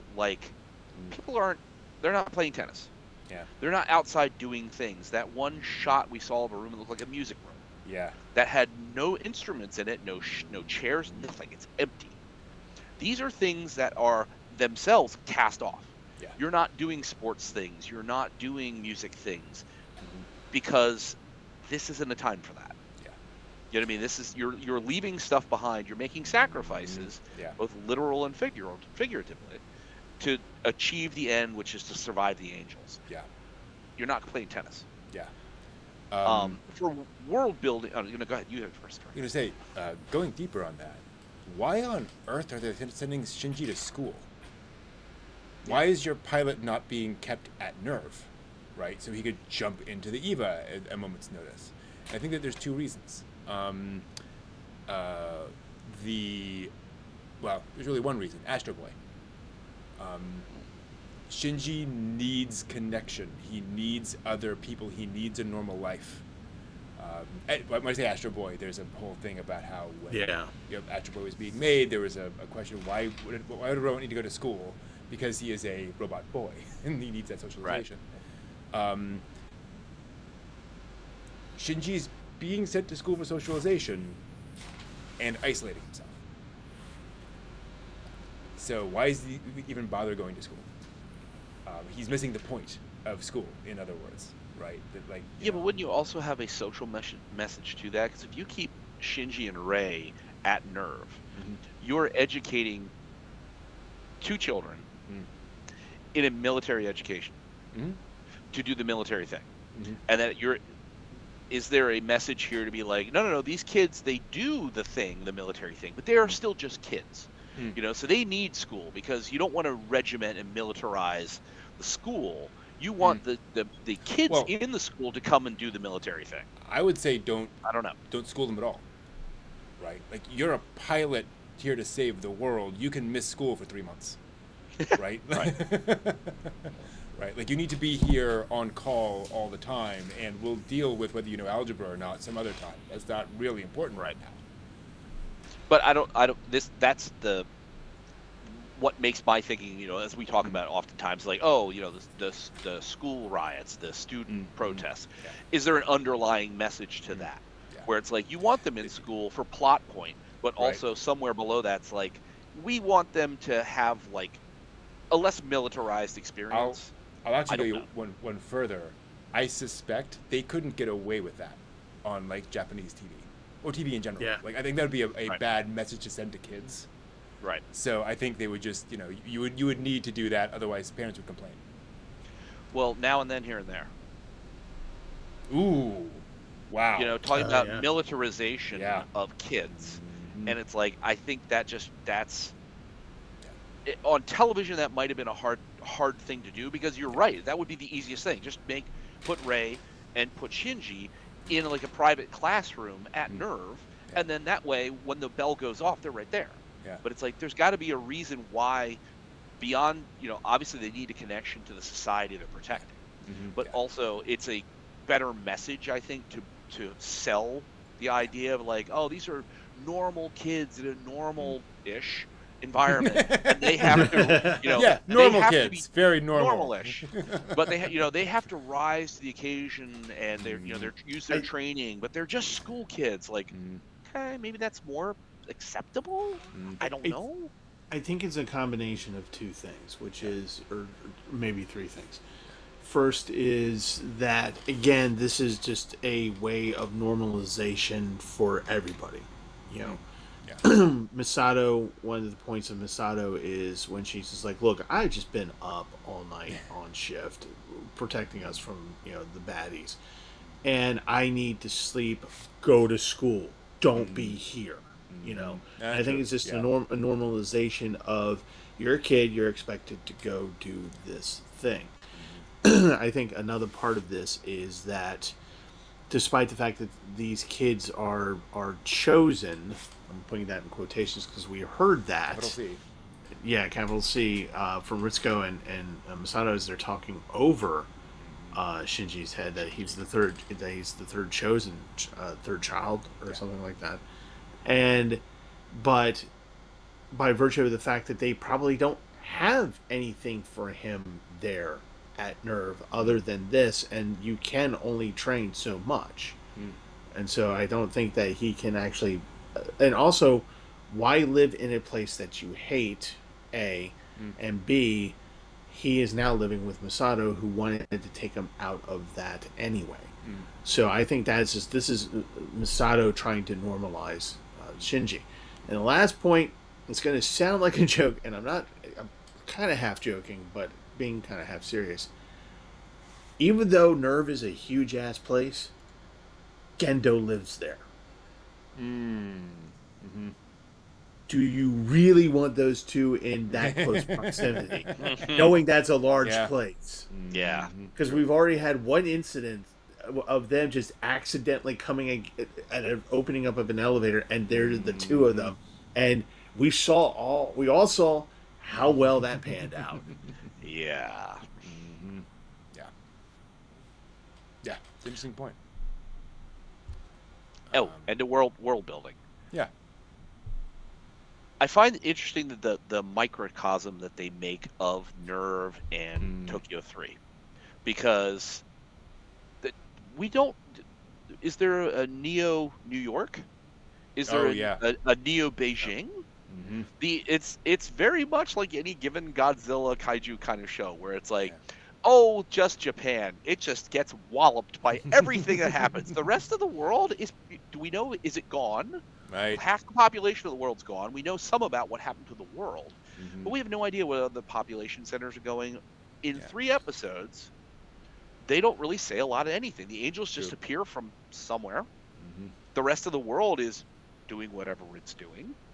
It's like, no spoilers, things get more fleshed out later, but in 3 episodes, it's like apparently the only place in this world is Neo Tokyo. That's it. Or Tokyo 3. No one's talking about getting nectarines from Florida. Right. Or no one mentions getting supplies or vacationing or doing anything outside of Japan or Tokyo thing, which is we know there's Hakone. Point. They mentioned the diving off of the shore of somewhere.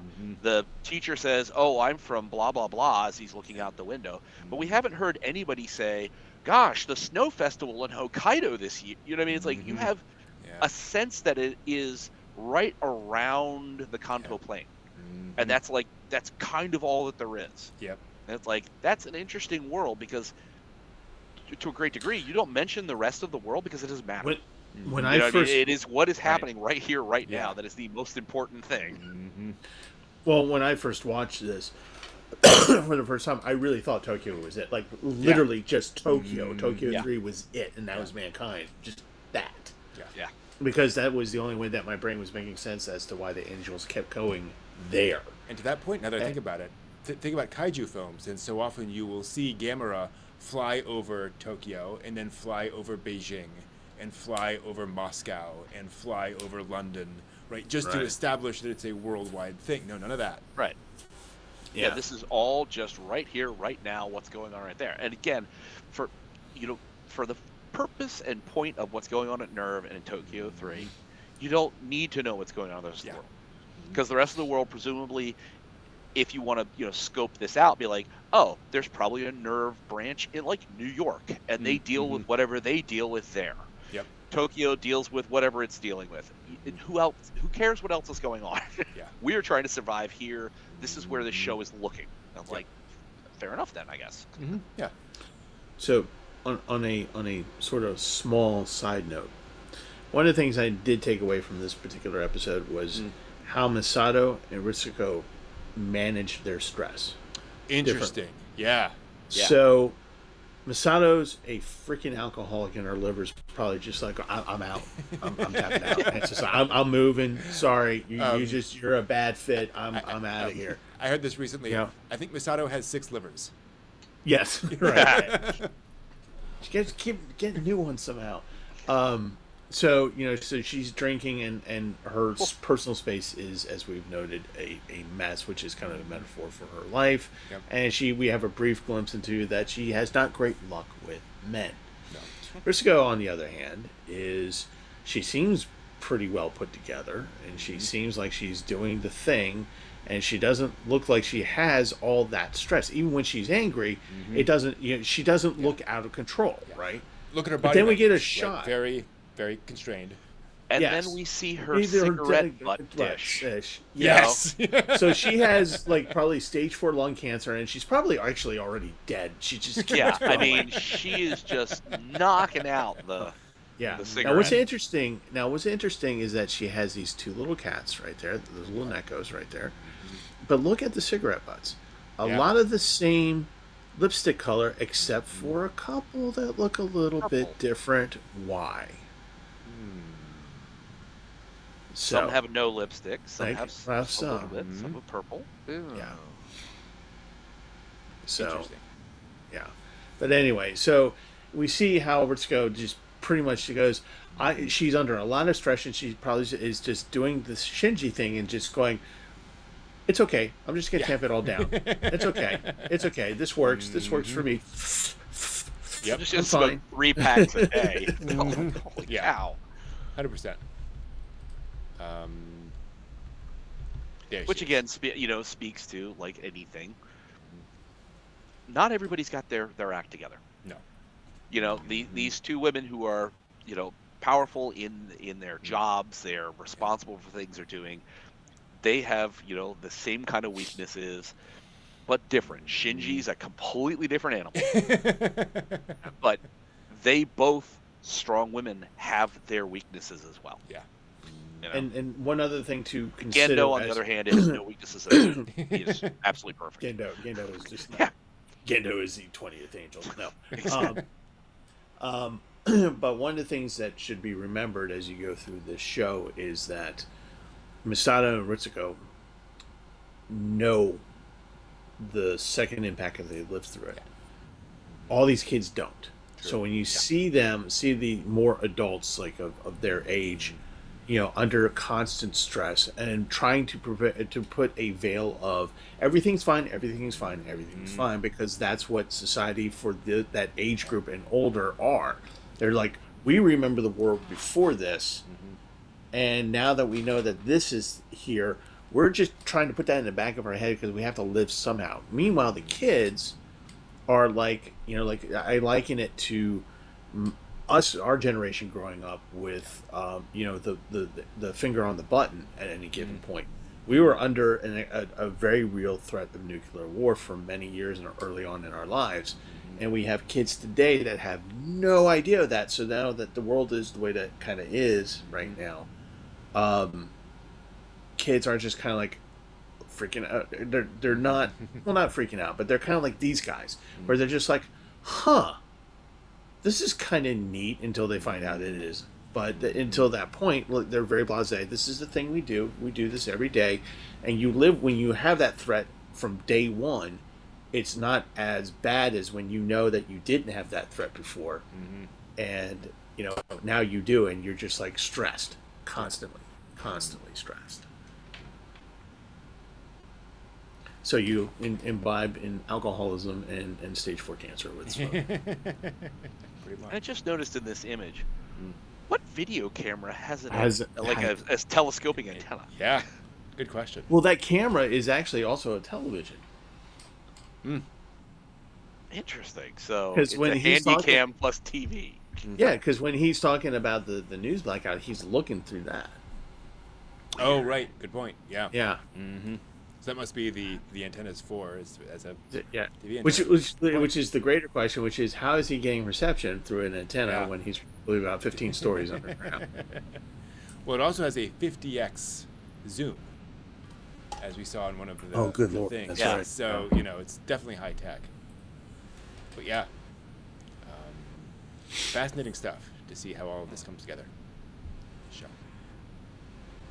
Any final thoughts on Evangelion? It's got a lot going on. It does. Yeah. Well, I mean, this is one of those shows where, as you guys know, I loved this show until I didn't. Well, it's always so fun to look through this, and we've gone through this and dug through it, pulled through it. If I watched this week to week, would I have ever gotten any of this? Because most of it would have just gone by. Yep. And I would have been like, oh, what kind of big robot fight was there? I'd be like, oh, well, they talked for a while about something, and then, they had this thing, and then he stabbed it with a knife. What's going to happen next week? I don't know. What monster will be? You know what I mean? It's like you lose a lot of what's going on all in the background, sussing these things out of the rubble. That I can't imagine trying to watch Eva just standard broadcast one episode a week. I don't think I could have gotten enough out of it to necessarily have appreciated it as well. This is one of those shows. Go ahead. I was gonna say I did with the Adult Swim and and beer and by the last episode I felt bad for my neighbors. But anyway, this is one of those things where it's just like, as I was watching it, then I would be looking for other materials to this, because to me there was a lot, like this scene right here. I remember this scene where he just chickens out at the end, and I'm just kind of like, oh wow, and I like totally forgot about the whole stabby battle thing. But that speaks to the show about how addictive this can be. Yeah, there's a lot to unpack that they assume you will unpack, right? Where Anno is making this with the assumption that you're paying attention. There's a wonderful live action comedy about a bunch of the founders of Gianax when they were in college, and it's not a documentary, but the guy who plays Anno walks into a room to watch an episode of anime, sits down 6 inches from the TV and does this. And it's like, Future Boy Conan, right? It's just some random anime, but I think it may have actually been Ideon, but it's some. Anyway, it's an episode of something that Miyazaki's working on, and he is, every molecule of his attention is focused on what's going on screen, and that's what he's assuming you are doing while watching Evangelion. You're giving it your full attention so you can absorb all of these elements, which is something that is hard for us to do now. It is just not how media is consumed anymore. Well, can you imagine if you were a Japanese kid and you liked this show, and then the next day you went to talk about it the next day, and with your group of friends or at the club, the anime club, whatever, and you sit there and you start talking, and then someone says, "Oh yeah, but did you see the scene of that?" Oh no, I didn't. Wait, what are you talking about? And just like, I was focused on this. Well, I was focused on that. You would almost need them as like a support group of just going, okay, we all got the episode now, right? We all saw that we're sharing the information. We got it now, right? Yeah, okay. Because the media access, the VHS of that wasn't going to come out for a long enough time that it's like you couldn't be like, oh, let's check the media. Yep. And we'll just, what were you talking about? Dial back in. It's like, no, that was not something you could do during this broadcast original. There was no recording. It happened once. Yeah. It's just like, good night. Can you imagine? It's why the Otaking describes the otaku he was around as being new types, a form of new type, because he said, can you imagine being the kind of person who can watch a cartoon and immediately tell who animated each shot? Right? That's the kind of thing otaku do all the time. Oh, that's a Nakamura shot. I can tell. It's like, what do you have to do to be aware of all these different elements of just the style of animation and all that kind of stuff? And I appreciate to a degree, like, think about Bakemonogatari. Yeah. There is a head tilt, a backwards looking head tilt that is constantly done as a part of like the animation process of the group that does that. And it's like, so you can tell that maneuver, but like looking at the way somebody shaded a tree. Yeah. Dude, that is on a level where it's like, I can't imagine. Yeah. And that is the approach Anno is assuming you're taking with the show, is that you're absorbing it at that level. And obviously you don't have to. We're not saying you have to do that. Right. But that this is a show that expects that and rewards that level of attention. And that's what I'm saying. As a casual person running across it on Adult Swim, seeing it in no particular order, I was not dialed into that. No. So trying to understand Eva was just like, I don't get it. There's not enough bang bang robot, and I don't know what's going on. Exactly. So, and to be clear, for those of you who haven't watched it and heard me say I liked it until I didn't like it in the last episode, I'm not saying don't watch it. Do watch the whole thing and come to your own conclusion Yep. on that. Because as you just said, Brent, this is why I wanted to say that, was that this is very rewarding when you pay attention to it and you watch it, and those rewards are very nice and they're very appealing, and you kind of feel like going, oh, I got the thing. Yeah, I got the thing. exactly. All right, that is Evangelion episode 3. Woo-hoo.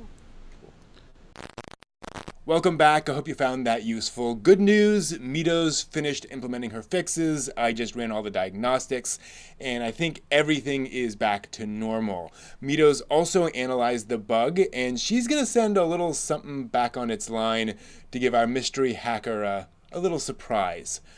Think we got him. We'll see. Anyway, thanks for watching, and until next time, watch more anime.